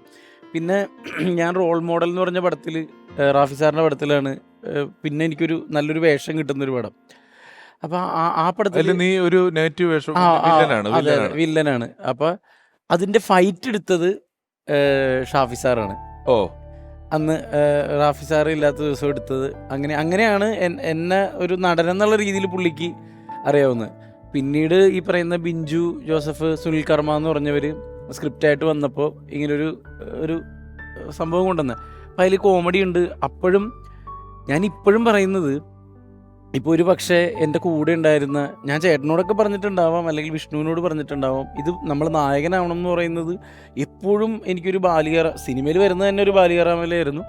നായകനാവുക എന്ന് പറയുന്നത് പറയാൻ പോലും നമുക്ക് പേടിയാണ്. നമ്മളത്രയ്ക്ക് എന്തെങ്കിലും കളിയാക്കുമെന്ന് പേടിച്ചിട്ട് അങ്ങനെ നിൽക്കുന്ന ഒരു സമയത്ത് നമ്മളെ നായകനായിട്ടൊരാൾ വിഷൻ കാണുകയാണ്. അത് ചിലപ്പോൾ എൻ്റെ ഏറ്റവും അടുത്ത സുഹൃത്തുക്കൾക്ക് ഉണ്ടായിട്ടുണ്ടാവില്ല, എൻ്റെ അമ്മച്ചിക്കും അപ്പനും ആഗ്രഹം ഉണ്ടായിട്ടുണ്ടാവും, പക്ഷെ അവർക്ക് പോലും ആവും എന്നുള്ളൊരു തോന്നലുണ്ടായിട്ടുണ്ടാവില്ല, എൻ്റെ സഹോദരങ്ങൾക്ക് ഉണ്ടായിട്ടുണ്ടാവില്ല, ആർക്കും ഉണ്ടായിട്ടുണ്ടാവില്ല നായകനാക്കാം അല്ലെങ്കിൽ നായകനാവും എന്നുള്ളത്. ഒറ്റ ഒരാൾക്കേ ഉണ്ടായിരുന്നുള്ളൂ, അത് ഷാഫി സാറിനാണ്. അപ്പോൾ ഞാൻ ആ സ്ക്രിപ്റ്റ് കേൾപ്പിച്ചപ്പോൾ ഞാൻ ചോദിച്ചത്, സാറേ എന്നെ വെച്ചിട്ട് ചെയ്യുമോ എന്ന് ചോദിച്ചു. പുള്ളി പറഞ്ഞ് ഞാൻ ചെയ്യും ഇതെന്ന് പറഞ്ഞു. കാരണം ചേട്ടൻ ആദ്യം പറഞ്ഞതാണ് എൻ്റെ ടൈറ്റിൽ. കാരണം അതുവരെ സൂപ്പർ സ്റ്റാർസിനെ വെച്ച് മാത്രം സിനിമ ചെയ്തുകൊണ്ടിരുന്നതാണ്. ആദ്യമായിട്ടൊരു പുതുമുഖത്ത് വെച്ച് ചെയ്താണ് ഷാഫി സാറ്. അപ്പോൾ ഇപ്പം ഇന്ന് വരെ റൈറ്ററായിട്ട് നിൽക്കുമ്പോഴും ഉള്ളിൽ ആഗ്രഹം ഉണ്ടായിട്ട് പോലും പലപ്പോഴും ഇപ്പം ഞാൻ ഒരു പരിപാടി കഴിഞ്ഞാൽ വരുന്നത്, എനിക്ക് ഈ റൈറ്റർ എന്നുള്ള രീതിയിലല്ലാതെ എൻ്റെ വരുമാന മാർഗ്ഗം ഇപ്പോൾ ഈ പറയുന്ന അഭിനയവും ഇങ്ങനെയുള്ള ചെറിയ ചെറിയ പരിപാടികളാണ്. അതിനൊക്കെ കാരണക്കാരൻ ഷാഫി സാറാണ്, ഒരു സംശയവുമില്ല. ഈ ഞാനിത് പലതവണ പറഞ്ഞിട്ടുണ്ടെങ്കിൽ ഇപ്പം ഇവൻ്റെ ഈ ആഗ്രഹത്തിൻ്റെ ഒരു ആക്കം മനസ്സിലാക്കണമെങ്കിൽ അത് പറഞ്ഞേ പറ്റുള്ളൂ. കാരണം അമർക് ബ്രാൻഡണി എന്ന് പറയുന്ന പടം ഇവരെഴുതിയപ്പോൾ 3 ഹീറോയാണ്. അതിൽ ഒരു ഹീറോയ്ക്ക് കാല് വയ്യ, അങ്ങനെ എഴുതിയവൻ. അപ്പോൾ ആ വേഷം എന്തായാലും മറ്റാർക്കും പോവില്ലല്ലോ. പക്ഷെ അത് ജയസൂര്യക്ക് കൊടുക്കുകയും അത് ഗ്രാഫിക്സ് ചെയ്ത് ജയസൂര്യയുടെ കാല് വയ്യാത്ത ഒരാളാക്കിയിട്ടാണ് ജയസൂര്യ ആ സിനിമയിൽ അഭിനയിച്ചേക്കുന്നത്. ഇപ്പോഴും നിങ്ങൾ അമർക് ബ്രാൻഡണി കണ്ടാൽ എന്തിനാണ് ജയസൂര്യയുടെ ക്യാരക്ടറിന് അങ്ങനെ ഒരു കാലം വെച്ചാൽ കഥാപരമായ തൊങ്കി നടന്നു നമുക്ക് തോന്നും സിനിമ മുഴുവനും നടക്കുന്നത് കഥ അത് ഇവന് കിട്ടുമെന്നും പറഞ്ഞ് എഴുതി വെച്ചതായിരുന്നു. അപ്പൊ അന്നേ ഇങ്ങനെ ഒരു ഇവൻ പറഞ്ഞ പോലെ പക്ഷേ ഇവനൊരു കോൺഫിഡൻസ് ഉണ്ടായിരുന്നു അതാകും എന്നുള്ളത്. അത് അവിടെ എത്തി. അതിലും നമ്മളിപ്പോൾ ഷാഫി സാറിന്റെ പടത്തിലെ പാട്ടുകളെ പറ്റിയൊക്കെ പറഞ്ഞു. ഹാല് ഹാല് എന്ന് പറയുന്ന പാട്ട് അഫ്സലിക്കാണോ അത് പാട്ട്? അഫ്സലിക്കാണ് ആ പാട്ട് പാടിയിരിക്കുന്നത് അല്ലേ? ആ അഫ്സലിക്ക പാടിയ പാട്ട് അതിന് കൊറിയോഗ്രാഫിക്കുള്ള അവാർഡ് കിട്ടി. നിന്നെ വെച്ച് ഡാൻസ് കളിപ്പിച്ചു, ഫൈറ്റ് ചെയ്യിച്ചു, അത്രയൊക്കെ ചെയ്തു. ഈ പാട്ടില്ലേ, ഈ പാട്ടിന് വേറൊരു ചെറിയ ഓർമ്മയും കൂടി ഉണ്ട്. അതായത് നമ്മള് ഡാൻസ് കളിക്കുമെന്നൊന്നും അറിയില്ലല്ലോ ഏട്ടാ, എനിക്കും അറിയില്ല. ഇത് നമ്മൾ വെറുതെ ഗാനമേളക്ക് തുള്ളിയുള്ള പരിചയമല്ലേ ഉള്ളൂ, ഇത് കളിക്കുമെന്ന് അറിയത്തില്ല. പക്ഷേ സാറിന് നിർബന്ധമായിരുന്നു ഇങ്ങനൊരു ഡാൻസ് വേണം, നിന്നെ കൊണ്ട് പറ്റുന്നൊരു പരിപാടി ചെയ്യണമെന്നുള്ളത്. ഇപ്പോൾ കളിക്കുമെന്ന് ചോദിച്ചപ്പോൾ ഞാൻ അന്ന് ഇനി കളിക്കൂല എന്ന് പറഞ്ഞില്ല, ഇനി അതിൻ്റെ പേരിൽ മാറ്റമുണ്ടല്ലോ എന്ന് പേടിച്ചിട്ട് ഞാൻ പറഞ്ഞു ഞാൻ കളിക്കുമെന്ന് പറഞ്ഞു. എന്നിട്ട് ഹൈദരാബാദ് റാമോജിൽ ഇതൊക്കെ സെറ്റാക്കിയതിന് ശേഷം എല്ലാമായി. ദിനേശ് മാസ്റ്റർ വന്നു, കൊറിയോഗ്രാഫിങ് തുടങ്ങാൻ പോകുന്നു. അപ്പം സാറ് വന്നിട്ട് രാവിലെ എന്നോട് ഒന്നും കൂടി ചോദിച്ചു കളിക്കില്ല അല്ലേ? ഞാൻ പറഞ്ഞു സാറേ എനിക്കറിയില്ല എന്ന് പറഞ്ഞു അവിടെ വെച്ചിട്ട്. എന്നിട്ട് കളിച്ച് തുടങ്ങി. ആദ്യത്തെ സെക്ഷനൊക്കെ അങ്ങോട്ട് പോയി. പക്ഷെ ഒരു ഇടയിൽ അങ്ങ് വന്നു കഴിഞ്ഞപ്പോഴേക്കും ആളുകൾ ഇങ്ങനെ കൂടി. റാമുജാവിൻ്റെ അവിടെ ഡാൻസ് കാണാൻ വേണ്ടി കൂടി. ആളുകളെ കണ്ടു കഴിഞ്ഞാൽ ഒരു സ്റ്റെപ്പ് എനിക്ക് തെറ്റിപ്പോയി. പിന്നെ അതെനിക്ക് ടെൻഷനായി, ഇൻഹിബിഷനായി. ആളുകൾ എന്നെ കളിയാക്കുന്ന പോലെയൊക്കെ എനിക്ക് നമ്മുടെ ഈ ചൈൽഡ്ഹുഡ് റീൽ ഓടുമല്ല, അതിങ്ങനെ വന്നിട്ട് എനിക്ക് കളിക്കാൻ പറ്റാണ്ട് ഞാൻ മാറിയിരുന്ന് കരച്ചിലായി. എനിക്ക് പറ്റണില്ല. ഞാൻ പറഞ്ഞ സമയം അതായത് ഞാൻ പടത്തിലേ ഇല്ല എന്നുള്ള രീതിയിൽ ആയി കരച്ചിൽ. അപ്പം പുള്ളി വന്ന് എന്നോട് അന്ന് കുറേ കാര്യങ്ങൾ, അതായത് ഇത് പറ്റുമെന്നും ഇത് നീ ചെയ്യണം, ചെയ്താലാണ് ഇത് പ്രൂവ് ആവുള്ളൂ എന്നൊക്കെ പറഞ്ഞ് അന്ന് എന്നെ ആശ്വസിപ്പിച്ച് കുറച്ച് ഒരു മണിക്കൂറോളം ഷൂട്ടിങ് നിർത്തി വെച്ച് നടന്നില്ല എന്ന്. പക്ഷെ അന്ന് ഷാഫി സാറ് പറഞ്ഞ കുറേ കാര്യങ്ങളുണ്ട്. നമ്മൾ അതായത് നീ ചെയ്തേ പറ്റുള്ളൂ, അല്ലാണ്ട് വേറെ വഴിയില്ല എന്നുള്ള കുറേ കാര്യങ്ങൾ. അത് കഴിഞ്ഞിട്ടാണ് ഞാൻ ആ ഡാൻസ് ചെയ്തതൊക്കെ. പുള്ളിയുടെ ഒരു മോട്ടിവേഷൻ അന്നും ഇന്നൊക്കെ ഉണ്ടായിരുന്നു എന്നുള്ളതാണ്. ഇപ്പം നിൻ്റെ കൂടെ തന്നെ എഴുത്തിലും നിൻ്റെ സന്തത സഹചാരിയും സുഹൃത്തും ഒക്കെ ആയിട്ടുള്ള ഷാഫി സാറിനും വളരെ പ്രിയപ്പെട്ട വിഷ്ണു ഉണ്ണികൃഷ്ണൻ, അദ്ദേഹത്തെ ഓർക്കുന്നു. ഞങ്ങളുടെ നാട്ടിലുള്ള മ്യൂസിക് ഡയറക്ടേഴ്സാണ് ബേണി ഇഗ്നേഷ്യസ്. അപ്പോൾ അതിൽ ഇഗ്നേഷ്യസ് അങ്കിൾ എന്നോട് പറഞ്ഞു പുലിവാൽ കല്യാണത്തിൻ്റെ ഷൂട്ട് നടക്കുന്നുണ്ട്, അവിടെ ചെന്നിട്ട് ഞാൻ പറഞ്ഞാന്ന് പറഞ്ഞാൽ മതി, ഡയറക്ടർ ഷാഫിനെ കണ്ടു കഴിഞ്ഞാൽ എന്തെങ്കിലും റോൾ വരുമെന്ന് പറഞ്ഞിട്ട്. അങ്ങനെ പുലിവാൽ കല്യാണത്തിൻ്റെ സെറ്റിൽ ഞാൻ ആദ്യമായിട്ട് ഷാഫി സാറിനെ കാണാൻ വേണ്ടി ചെല്ലുന്നത്. ഷാഫി സാറിനെ കണ്ടു. അപ്പം ഇങ്ങനെ ഞാൻ വേറെ 1-2 സിനിമയിലൊക്കെ ചെറിയ വേഷമൊക്കെ അഭിനയിച്ചിട്ടുണ്ടെന്ന് പറഞ്ഞു. അപ്പോൾ സാറിൻ്റെ നമ്പറൊക്കെ കൊടുത്തിട്ട് പോക്കോ, ഇതിലിപ്പോൾ ഓൾറെഡി കഴിഞ്ഞു, വന്നാലും നോക്കാം എന്ന് പറഞ്ഞിട്ട് ഞാനപ്പോൾ എൻ്റെ അയൽവക്കത്തെ നമ്പറൊക്കെ കൊടുത്തിട്ട് പോന്നു. അതിന് ശേഷമാണ് മായാവി എന്ന് പറയുന്ന സിനിമയിൽ ഒരു ഒറ്റ സീനിന് വേണ്ടിയിട്ട് അതിൻ്റെ കൺട്രോളർ വിളിച്ചിട്ട് ഞാൻ ചെല്ലുന്നത്. അപ്പോൾ ചെല്ലുമ്പോൾ ഷാഫി സാറാണെന്ന് എനിക്കറിയില്ല അതിൻ്റെ ഡയറക്ടർ. അവിടെ ചെന്ന് കഴിഞ്ഞപ്പോഴാണ് മനസ്സിലാവുന്നത്. അപ്പോൾ അതിലൊരൊറ്റ സീനേ ഉള്ളൂ, സലിംമാൻ്റെ അടുത്ത് പോടാപ്പോൾ പോയി തരത്തിപ്പോയി കളിക്കണമെന്ന് പറയുന്നത് ഒറ്റ സീൻ. പക്ഷെ അത് ചെയ്ത് കഴിഞ്ഞപ്പോൾ തന്നെ സാറായിട്ട് ഭയങ്കര കമ്പനി ആവുകയും ചെയ്തു. അപ്പോൾ ഞാൻ പറഞ്ഞു സാറേ ഞാൻ പണ്ട് ഇങ്ങനെ ചാൻസ് ചോദിച്ച് സാറിൻ്റെ അടുത്ത് വന്നിട്ടുണ്ട്. പുള്ളി പറഞ്ഞാണല്ലേ നേരത്തെ വന്നിരുന്നെങ്കിൽ ഇതിൽ നമുക്ക് കുറച്ചും കൂടി ഏതെങ്കിലുമൊക്കെ സീനിലൊക്കെ ഉൾപ്പെടുത്തായിരുന്നു, എന്തായാലും പോര് നമുക്ക് നോക്കാം എന്നൊക്കെ പറഞ്ഞു. അപ്പോൾ എന്നെ ആളുകൾ തിരിച്ചറിയാൻ തുടങ്ങിയതും എൻ്റെ എന്താ പറയുക ഞങ്ങളുടെ ട്രൂപ്പിലൊക്കെ ആണെങ്കിൽ പോലും നമ്മളൊരു പ്രൊഫൈൽ കാണിക്കുമ്പോൾ കാണിച്ചുകൊണ്ടിരുന്നൊരു സീൻ എന്ന് പറഞ്ഞാൽ ഈ മായാവിയിലെ സീനാണ്. അപ്പോൾ അതിലാണ് എനിക്ക് ഏറ്റവും കൂടുതൽ ആദ്യമായിട്ടൊരു ആളുകൾ ശ്രദ്ധിച്ച ഒരു സംഭവം. ബിബിനെ വെച്ചിട്ട് സാറ് ഒരു പഴയ ബോംബ് കഥ എന്ന് പറയുന്ന സിനിമയും അതിലൊരു പ്രധാന കഥാപാത്രമായിട്ട് എന്നോടും ചെയ്യണമെന്ന് പറഞ്ഞു. അപ്പോൾ ഞാൻ വലിയ സന്തോഷത്തോടു കൂടി സാറിൻ്റെ കൂടെ പിന്നെയും വർക്ക് ചെയ്യുന്നത് ബോംബ് കഥയിലാണ്. അതിനുശേഷം ആ സിനിമയുടെ ഷൂട്ട് നടക്കുമ്പോൾ തന്നെ സാറ് അടുത്ത പടം എന്നെ വെച്ച് ചെയ്യാമെന്ന് പറയണം. അപ്പോൾ എനിക്ക് അതിലും പല സന്തോഷം വരെ ഉണ്ടായില്ല. അങ്ങനെ ചിൽഡ്രൻസ് പാർക്ക് എന്ന് പറയുന്ന സിനിമ അതിൻ്റെ ആ ഒരു സിനിമയ്ക്ക് വേണ്ടി സാറിൻ്റെ കൂടെ ഒരുപാട് സമയം ചെലവഴിക്കാനും ഒക്കെ പറ്റിയതാണ്. അപ്പോൾ മലയാളത്തിൽ നമ്മൾ നോക്കിക്കഴിഞ്ഞാൽ ഏറ്റവും കൂടുതൽ ബ്ലോക്ക് ബസ്റ്റേഴ്സ് ഉള്ള സംവിധായകൻ ആരാന്ന് വെച്ചാൽ ഷാഫി സാർ മാത്രമേ ഉള്ളൂ. അദ്ദേഹത്തിൻ്റെ കൂടെ ഒരുപാട് സമയം സ്പെൻഡ് ചെയ്യാൻ സാധിച്ചിട്ടുണ്ടെന്നുള്ളത് ഏറ്റവും വലിയ ഭാഗ്യമായിട്ട് കരുതുകയാണ്. ഇപ്പം ബിബിനെ വെച്ച് ഹീറോ ആക്കി പടം ചെയ്യുമെന്ന് പറയുന്ന അതേ ആള് തന്നെ തൊമ്മനും മക്കളെന്ന് പറയുന്ന പടം തമിഴില് വിക്രത്തിനെ വെച്ച് ചെയ്യുകയാണ്. തമിഴിൽ പക്ഷെ പിന്നീട് അദ്ദേഹം പോവാഞ്ഞതാണോ അതോ ഇവിടുത്തെ തിരക്കുകളിൽ തന്നെ നിന്നതാണോ? തമിഴിലെ ഒരു പടം കഴിഞ്ഞിട്ട് പിന്നെ ഷാഫി സാർ തിരിച്ച് പടങ്ങൾ ചെയ്തിട്ടില്ല. തമിഴില് ഷാഫിയാണ് ചാന്തുപൊട്ടിനെ കുറിച്ച് പറഞ്ഞിട്ട് വിക്രം ചാന്തുപൊട്ട് കണ്ടു. അവിടെ പൊള്ളാച്ചിൽ എവിടെയോ ഒരു തിയേറ്ററിൽ ഇട്ടിട്ട് ചാന്തുപൊട്ട് കണ്ടിട്ട് അത് സിനിമയാക്കണമെന്ന് വിക്രത്തിന് ആഗ്രഹമുണ്ട്. അതിന്റെ റൈറ്റ്സ് ഒക്കെ വാങ്ങിച്ചു, സ്റ്റോറി റൈറ്റ്സ് ഒക്കെ വാങ്ങിച്ചു. അത് ഷാഫി ചെയ്യും എന്നുള്ളൊരു ധാരണയിലാണ് അത് വാങ്ങിച്ചത്. പിന്നീട് എന്തുകൊണ്ടോ അത് മുന്നോട്ട് പോയില്ല. അതാണ് പിന്നെ വിക്രമായിട്ടുള്ളൊരു കണക്ഷൻ പിന്നീട് ഉണ്ടായത്. അതാണ് പിന്നീട് വിക്രം വിളിക്കുകയും സംസാരിക്കുകയൊക്കെ ചെയ്യാറുണ്ട് എപ്പോഴും. ശാന്തവട്ടിലെ ക്യാരക്ടർ ചെയ്ത് അത്ര എളുപ്പമല്ല. മറ്റൊരു നടൻ, ഇന്ത്യയിലെ ഒരു നടനെ അത് എടുത്തു പിടിച്ച് ചെയ്യുക. പിന്നീട് റൈറ്റ്സ് വാങ്ങിച്ചെങ്കിലും ഒരു ഭയപ്പാട് വന്നു. അപ്പൊ ഷാഫി എന്നെ പറഞ്ഞു അത് വിക്രം ചെയ്ത വർക്കൗട്ട് ആകുമെന്നൊരു ഡൗട്ട് ഉണ്ട് എന്നുള്ള രീതിയിൽ പറഞ്ഞു. അന്ന് അത് ധനുഷ് ഒക്കെ ഒരു രൂപം കൊണ്ട് ഇത്തിരി ചെറുതായതുകൊണ്ട് ധനുഷാണെങ്കിൽ കൂടുതൽ അത് വർക്കൗട്ട് ആകുന്നുള്ള രീതിയിലൊക്കെ ഒരു ഡിസ്കഷൻ ഞങ്ങളുടെ ഇടയിൽ വന്നു.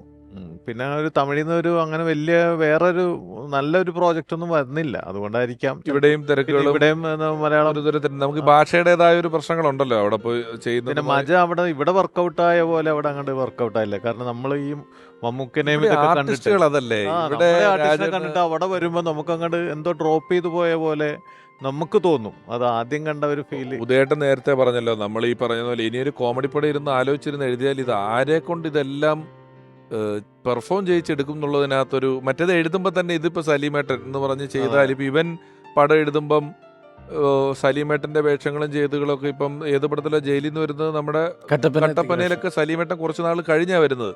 അപ്പൊ എഴുതുമ്പോൾ തന്നെ സലീമേട്ടനായിട്ടാണ് എഴുതുമ്പോഴല്ല, ചർച്ച ചെയ്യുമ്പോൾ തന്നെ നമ്മൾ പറയണത് സലീംകുമാർ എന്ന് ആ പേര് പറഞ്ഞിട്ടാണ്. കഥാപാത്രത്തിന്റെ പേരൊക്കെ പിന്നീട് അയക്കും. നമ്മൾ തന്നെ ഫിക്സ് ചെയ്യും സലീമിന് ഇങ്ങനെ ഒരു ക്യാരക്ടർ, ഇന്ന ആൾക്ക് ഇന്ന ക്യാരക്ടർ എന്ന് പറഞ്ഞിട്ട് പറയുമ്പോൾ സലീം എന്നൊക്കെ തന്നെ ആയിരിക്കും പറഞ്ഞു പോകുന്നത്. അപ്പോൾ അത്തരം കഥാപാത്രങ്ങൾ ഡെവലപ്പ് ചെയ്യാനും നമുക്ക് എളുപ്പമാവുന്നത് അത് സലീം ചെയ്യുന്നത് എങ്ങനെയായിരിക്കും നമുക്ക് മനസ്സിലുള്ളത് കൊണ്ട് താനെ വരും കുറേ കാര്യങ്ങൾ. ഒരു ആർട്ടിസ്റ്റിനെ ഓർക്കുമ്പോൾ ആ ആർട്ടിസ്റ്റ് മുമ്പ് ചെയ്തേക്കുന്ന അവരുടെ ആ ചെയ്തികളൊക്കെ നമ്മുടെ മനസ്സിലുള്ളത് കൊണ്ട് നമുക്ക് ഡെവലപ്മെന്റ് പെട്ടെന്ന് കിട്ടും. അല്ലാതെ ഒരു ആർട്ടിസ്റ്റിന്റെ മുഖമില്ലാണ്ട് ചിന്തിച്ചു കഴിഞ്ഞാൽ ചിലപ്പോൾ ഡള്ളായിട്ടിരിക്കും. അപ്പോൾ ഷാഫി പറയാറുണ്ട് നമുക്കത് ഇന്ന ആളെന്ന് വിചാരിച്ച് തന്നെ ചിന്തിക്കാം, അപ്പോൾ അതിനൊരു ഡെവലപ്മെന്റ് കിട്ടും എന്നൊക്കെ പറയാറുണ്ട്. ഇന്നസെന്റ് പോലെ ഈ പോഞ്ഞിക്കര എന്ന് പറയുന്ന ക്യാരക്ടറൊക്കെ വളരെ രസമുള്ള വേറെ ബെൽറ്റിൽ നിന്നിട്ട് കളിച്ചിട്ടുള്ള പരിപാടിയായിരുന്നു. രസമായിട്ട് നിന്നെയും ഫസ്റ്റ് പടത്തിൽ തന്നെ പാടിക്കുകയും ചെയ്തില്ലേ ഷാഫിക്ക? ഇല്ല, പാടിച്ചിട്ടില്ല. നീ പാടുന്നൊരു പാട്ടുണ്ടല്ലോ, ഒരു പാടുന്ന പാട്ട്. അത് ആര് പാടിയതാണത്? അത് നമ്മുടെ വിനീത് ശ്രീനിവാസൻ. വിനീത് പാടിയ പാട്ടാണ് നീ നിന്റെ പോലെ പാടി നടക്കുന്നത്. അല്ല പലയിടത്തും ഇവനെ പല ഫംഗ്ഷൻ. അല്ല, അത് വേറെ പാടാട്ടെ. ഞാൻ പാടിയ പാട്ടാണ് പാടി നടക്കുന്നത്. അത് മാർഗംകളിയിലെ പാട്ടാണ്. വിനീത് ശ്രീനിവാസൻ പാടിയതാണ് ഫസ്റ്റ് പടത്തിലെ പാട്ട്. നീ ഷാഫിക്കയുടെ പടത്തിൽ വിനീതാണ് പാട്ട് പാടിയിട്ടുള്ളത്. നീ അതിന്റെ ഒരു 4 വരിയും കൂടെ പാടും. മൂവാണ്ടൻ മാഞ്ചോട്ടിൽ കണ്ടപ്പത്തൊട്ടേ ചങ്കിൽ കൂടുങ്ങിയ പെണ്ണാണ് ആരെന്നറിയാതെ അന്നേരം തൊട്ടേ ആമുഖമോർത്ത് നടപ്പാണ്. മുള്ളൊരു സ്വപ്നം കണ്ട് അവളിന്നെന്നും കാത്തിരിപ്പുണ്ട്. അവളെൻ കരളില് കൂടുകൂട്ടണ നാളും കുറിച്ചു കൊണ്ട് മൂവാണ്ടൻ മാഞ്ചോട്ടിൽ കണ്ടപ്പത്തൊട്ടേ ചങ്കിൽ കുടുങ്ങിയ പെണ്ണാണ്. ഈ പാട്ട് ഇപ്പൊ പാടിയപ്പോ ഞാൻ സാന്ദർഭവശാൽ ആലോചിക്കുകയാണ്. ഞാൻ സലീമേട്ടന്റെ ട്രൂപ്പിൽ കളിക്കുന്ന സമയത്ത് സലീമേട്ടൻ സിനിമയിൽ പാടുന്നു എന്നും പറഞ്ഞ് 2 ദിവസം വളരെ പരിശീലനവും സുനിത ചേച്ചിയുടെ അടുത്തൊക്കെ വന്നിട്ട് പാടാൻ പോവാണ്, സിനിമയിൽ പാടുന്നു എന്നൊക്കെ പറഞ്ഞിട്ട് ഭയങ്കര അംഗവും ഒരു ദാസേട്ടൻ മയം ഒരു 2 ദിവസം വരെ പിടിച്ചു. അതിനും കാരണം ഈ ഷാഫിക്ക് തന്നെയാണ്. അവസാനം പടം ഇറങ്ങിയപ്പോ എന്താണെന്നറിയോ, 7ാം മല കയറി പോകണ്ടേ, അവിടുന്ന് തലയും കുത്തി ചാടണ്ടേ, കഴിഞ്ഞു. ഇതിന് വേണ്ടിയിട്ട് ഒരു 3 ദിവസത്തോളം അല്ലെ ഞാൻ പറഞ്ഞത്. ശരിക്കും അങ്ങനത്തെ ഒരു പാട്ട് ലോക സിനിമയിൽ ഉണ്ടാവും. ഇത്രയും ആർട്ടിസ്റ്റുകൾ പ്രേമൻ ചേട്ടൻ. ഞാൻ രണ്ട് സിനിമ പാട്ടുണ്ട്. തല്ലുമാല പാട്ടുണ്ട് ഞാൻ. അത് ഗദ്യമാണ്. അത് തന്നെ എന്താ ഇത് അപ്പോൾ അത് ആരായിരുന്നു എന്നൊക്കെ പറഞ്ഞു പറഞ്ഞത്. അതൊരു അപ്പൊ ഷാഫി എന്നാ ഒരു പിന്നണി ഗായകനാക്കിയിട്ടുണ്ട്. ഞാനിപ്പോ പാട്ടിനെ പറ്റി നമ്മൾ പറഞ്ഞുകൊണ്ട് പറയാണ്. അപ്പോ അതും ഞാൻ നേരത്തെ എപ്പോഴോ നമ്മുടെ വർത്തമാനത്തിനിടെ പറഞ്ഞ പോലെ ഒരു ഡയറക്ടറിന്റെ ഒരു സാന്നിധ്യം അറിയുന്ന ചില സ്ഥലങ്ങളാണ്. ആ പാട്ടിലൊക്കെ സാധാരണ നമ്മളൊരു പ്രശ്നം ഉണ്ടാകുമ്പോൾ റീ റെക്കോർഡിങ് വായിക്കുകയാണല്ലോ ചെയ്യുന്നത്. ഇതിൽ ഈ പാട്ട് പാടി പാടി പാടി പാടി ഹൈപ്പിച്ച് കൊണ്ടുവന്നിട്ട് ഈ തീപിടുത്തം ഉണ്ടാകുന്നിടത്ത് പിന്നൊരു സൈലൻസ് ആണ്. നിങ്ങളെ കൊണ്ട് സിനിമയിലുള്ള എല്ലാ ക്യാരക്ടറെയും കൊണ്ട് പാടിച്ചിട്ട് എണ്ണ പറഞ്ഞ് തീ പിടിക്കുമ്പോൾ തൊട്ട് സ്ലോ മോഷനും സൈലൻസും മാത്രമേ ഉള്ളൂ, അല്ലാതെ ആ പാട്ടുമായിട്ടുള്ള ബന്ധമില്ല. അങ്ങനെ ചിന്തിച്ചാല് ചേട്ടാ ആക്സിഡന്റ് സീൻ ആലോചിച്ച് കല്യാണരാമനില എടുത്തു പറയേണ്ട ഒരു സീനാണ് ആക്സിഡന്റ്. അന്ന് അതൊരു ഡയറക്ടോറിയൽ സാധനം. ക്രോസ് ചെയ്യുമ്പോ വണ്ടി ഇടിക്കുമെന്ന് വിചാരിച്ചിട്ട് ബാക്കിന്നൊരു വണ്ടി ഇടിക്കുകയാണ്. അത് ഒരുപാട് ഇപ്പം നമ്മൾ മേരിക്കൊണ്ടൊരു കുഞ്ഞാട് കണ്ടാലും ചില ഷോട്ടുകൾ വെച്ച്, അതായത് വിഷ്വൽ കമ്മ്യൂണിക്കേഷൻ. ഞാൻ മിറ്റം മുഴുവൻ കുഴിയായതിനൊരു തിയേറ്ററിൽ ഒരു ചിരി വരുന്ന സ്ഥലമുണ്ട്. ഓരോരോ കുഴി കഴിഞ്ഞ് പെട്ടെന്ന് ഒരു എക്സ്ട്രീം വൈഡിൽ കാണിക്കുമ്പോഴാണ് മിറ്റം മുഴുവൻ കുഴിയാണ്. അതിൻ്റെ ഒരു വിഷ്വൽ കമ്മ്യൂണിക്കേഷനൊക്കെ വളരെ, അതിലും ചിരി കൊണ്ടുവരാം, എങ്ങനെ ചിരി കൊണ്ടുവരാം. അപ്പം നമ്മൾ തമാശയെക്കുറിച്ചും പാട്ടിനെക്കുറിച്ചും നർമ്മത്തെക്കുറിച്ചും എല്ലാം പറയുമ്പോഴും ഒരു നല്ല ഒരു ക്രാഫ്റ്റ്സ്മാനാണ്. ഡയറക്ടർ എന്നുള്ള നിലയിൽ ഒരു സിനിമ എങ്ങനെ കഥ പറഞ്ഞ് ജനങ്ങളിൽ എത്തിക്കണം എന്ന് കൃത്യമായിട്ട് അറിയാവുന്ന ഒരാളും കൂടിയാണ് ഷാഫി സാറ്. പിന്നെ അദ്ദേഹത്തെക്കുറിച്ച് പറയുമ്പം പ്രത്യേകിച്ച് ഓർമ്മയിലെന്നും എന്ന് പറയുന്ന ഈ ഒരു പരിപാടി നമ്മളിപ്പോൾ ഷാഫി സാറിനെ കുറിച്ച് ചെയ്യേണ്ടി വരുമ്പം വ്യക്തിപരമായി പലപ്പോഴും ഞങ്ങളെല്ലാം ഇടയ്ക്കിടയ്ക്ക് സൈലൻ്റായി പോകുന്ന ഒരു കാര്യം, ഈ പരിപാടിയുടെ 2 എപ്പിസോഡുകളിൽ അദ്ദേഹം പങ്കെടുത്തിട്ടുണ്ട്. നമ്മുടെ രാജൻ പി ദേവ് സാറിൻ്റെ എപ്പിസോഡിൽ അദ്ദേഹം പങ്കെടുക്കാൻ വേണ്ടി വന്നിരുന്നു. കൊച്ചിൻ ഹനീഫക്കയുടെ എപ്പിസോഡ്, ഈ 2 എപ്പിസോഡിലും അദ്ദേഹം പങ്കെടുത്തിരുന്നു. ഇവിടെ നമ്മളോടൊപ്പം ഇരിക്കുകയും അവരെ ഓർക്കുകയും അവരെ പറ്റി ഓരോ തമാശ പറയുകയും ഒക്കെ ചെയ്തിട്ടുണ്ടായിരുന്നു. അത് ഹനീഫക്കയുടെ പടങ്ങളൊക്കെ വരുമ്പോൾ ഞങ്ങളുടെ തറവാട്ടിലെല്ലാവരും 10-30 പേരുണ്ട് കേട്ട് ഒന്നിച്ച് സിനിമ കാണുമ്പോൾ അതൊക്കെ എനിക്ക് ചെറിയൊരു ഓർമ്മയുണ്ട്. എല്ലാവരോടും പോയിട്ടുണ്ട്. കാരണം പുല്ലേപ്പടിയിലെ ഏക നടനാണ് അനീഫ്ക. അത് കഴിഞ്ഞ് ചെന്നൈയിലായിരുന്നു സ്ഥിരം. അപ്പോൾ ഇടക്ക് പുല്ലേപ്പടിയിൽ വന്നു കഴിഞ്ഞാൽ നമ്മളുടെ മാമയുടെ അടുത്ത് വരും, അല്ലെങ്കിൽ ആ പുല്ലേപ്പടി ജംഗ്ഷനിൽ വരും. വന്നു കഴിഞ്ഞാൽ ചെറുപ്പക്കാരുടെ ഒരു സംഘം ഉണ്ടാവും കൂടെ. അതിനകത്ത് ഏറ്റവും പ്രധാനികളാണ് സിദ്ദീഖണ്ണനും ലാലേട്ടനും. ഈ സിനിമാ കഥകളാണ്. ഞങ്ങളെയൊക്കെ ഒരു 8:30 ആകുമ്പോൾ വീട്ടിലേക്ക് വിളിക്കും. അവരുടെ സംസാരം 1 മണി 2 മണി വരെ പോകും.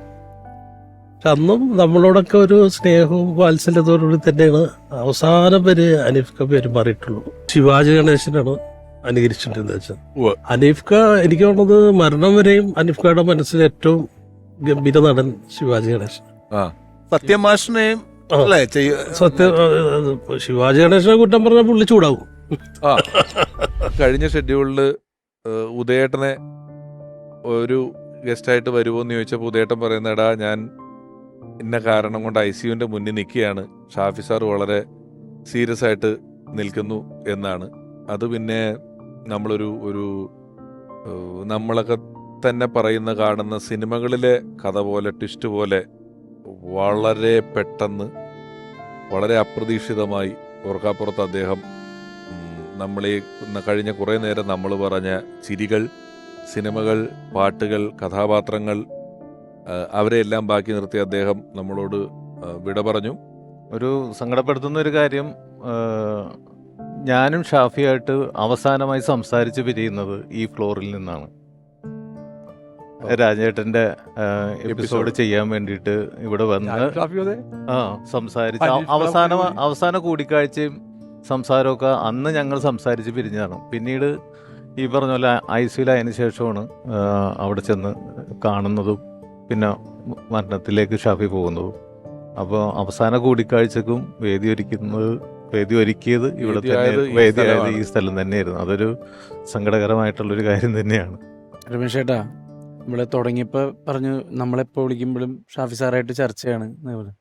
ശരിക്കും പറഞ്ഞാൽ കൊറോണ സമയം മുതൽ ഷാഫി സാറിന് വേണ്ടിയിട്ടൊരു സ്ക്രിപ്റ്റ് എഴുതി ചെയ്യണമെന്നും പറഞ്ഞ് നടന്നേച്ചാൽ ഞങ്ങൾ ഒരെണ്ണം പ്ലാനായി, അത് നടന്നില്ല. 2 പ്ലാനായി, നടന്നില്ല. ലാസ്റ്റ് ഒരു നടൻ നമ്മൾ സാറുമായിട്ട് ഞങ്ങൾ ഒരുമിച്ച് പോയി ചെന്ന് ഓക്കെ പറഞ്ഞ് അദ്ദേഹത്തിൻ്റെ ഡേറ്റിനും കാത്തിരിക്കുന്ന സമയത്താണ്, ഒരുമിച്ച് ചെയ്യാൻ വേണ്ടിയിട്ട് ഡേറ്റിംഗ് കാത്തിരിക്കുന്ന സമയത്താണ് ഇങ്ങനെ സംഭവിക്കണം. ഒരുമിച്ച് ചെയ്യാനുള്ള ഭാഗ്യം നിങ്ങൾക്ക് എല്ലാവർക്കും ഉണ്ടായി, ഞങ്ങൾക്ക് ഉണ്ടായില്ല. എല്ലാവരും വളരെ അറ്റാച്ച്ഡ് ആയിട്ടുള്ള ഒരാളാണ് ഷാഫി സാർ എന്ന് പറയുന്നത്. ഈ എപ്പിസോഡ് ടെലികാസ്റ്റ് അല്ല, പലപ്പോഴും ഇവിടെ പല സന്ദർഭങ്ങളിലും ഒരു വിഷയത്തിൽ നിന്ന് മറ്റൊരു വിഷയത്തിലേക്ക് പോകാനാകാത്ത ഒരു മൗനം പല സന്ദർഭങ്ങളിലും ഉണ്ടായി. അത് മറ്റ് ഒന്നുമല്ല, നമ്മുടെ എപ്പിസോഡുകളിൽ ഓർമ്മയിലെന്നും എന്ന ഈ പരിപാടിയുടെ 2 എപ്പിസോഡുകളിൽ വന്ന ഒരാളെ കുറിച്ചൊരു എപ്പിസോഡ് ചെയ്യേണ്ടി വരുമെന്നൊരിക്കലും നമ്മൾ ആരും പ്രതീക്ഷിച്ചിരുന്നതല്ല. ഒരു സിനിമാ കഥ പോലെ കാലം കളിച്ച ഒരു നർമ്മമായി അതും സംഭവിച്ചു. ഓർമ്മയിലെന്നും ഷാഫി എന്ന് പറയുന്ന ഈ ഒരു ലക്കം ഇവിടെ പൂർണ്ണമാവുന്നു. Album signing.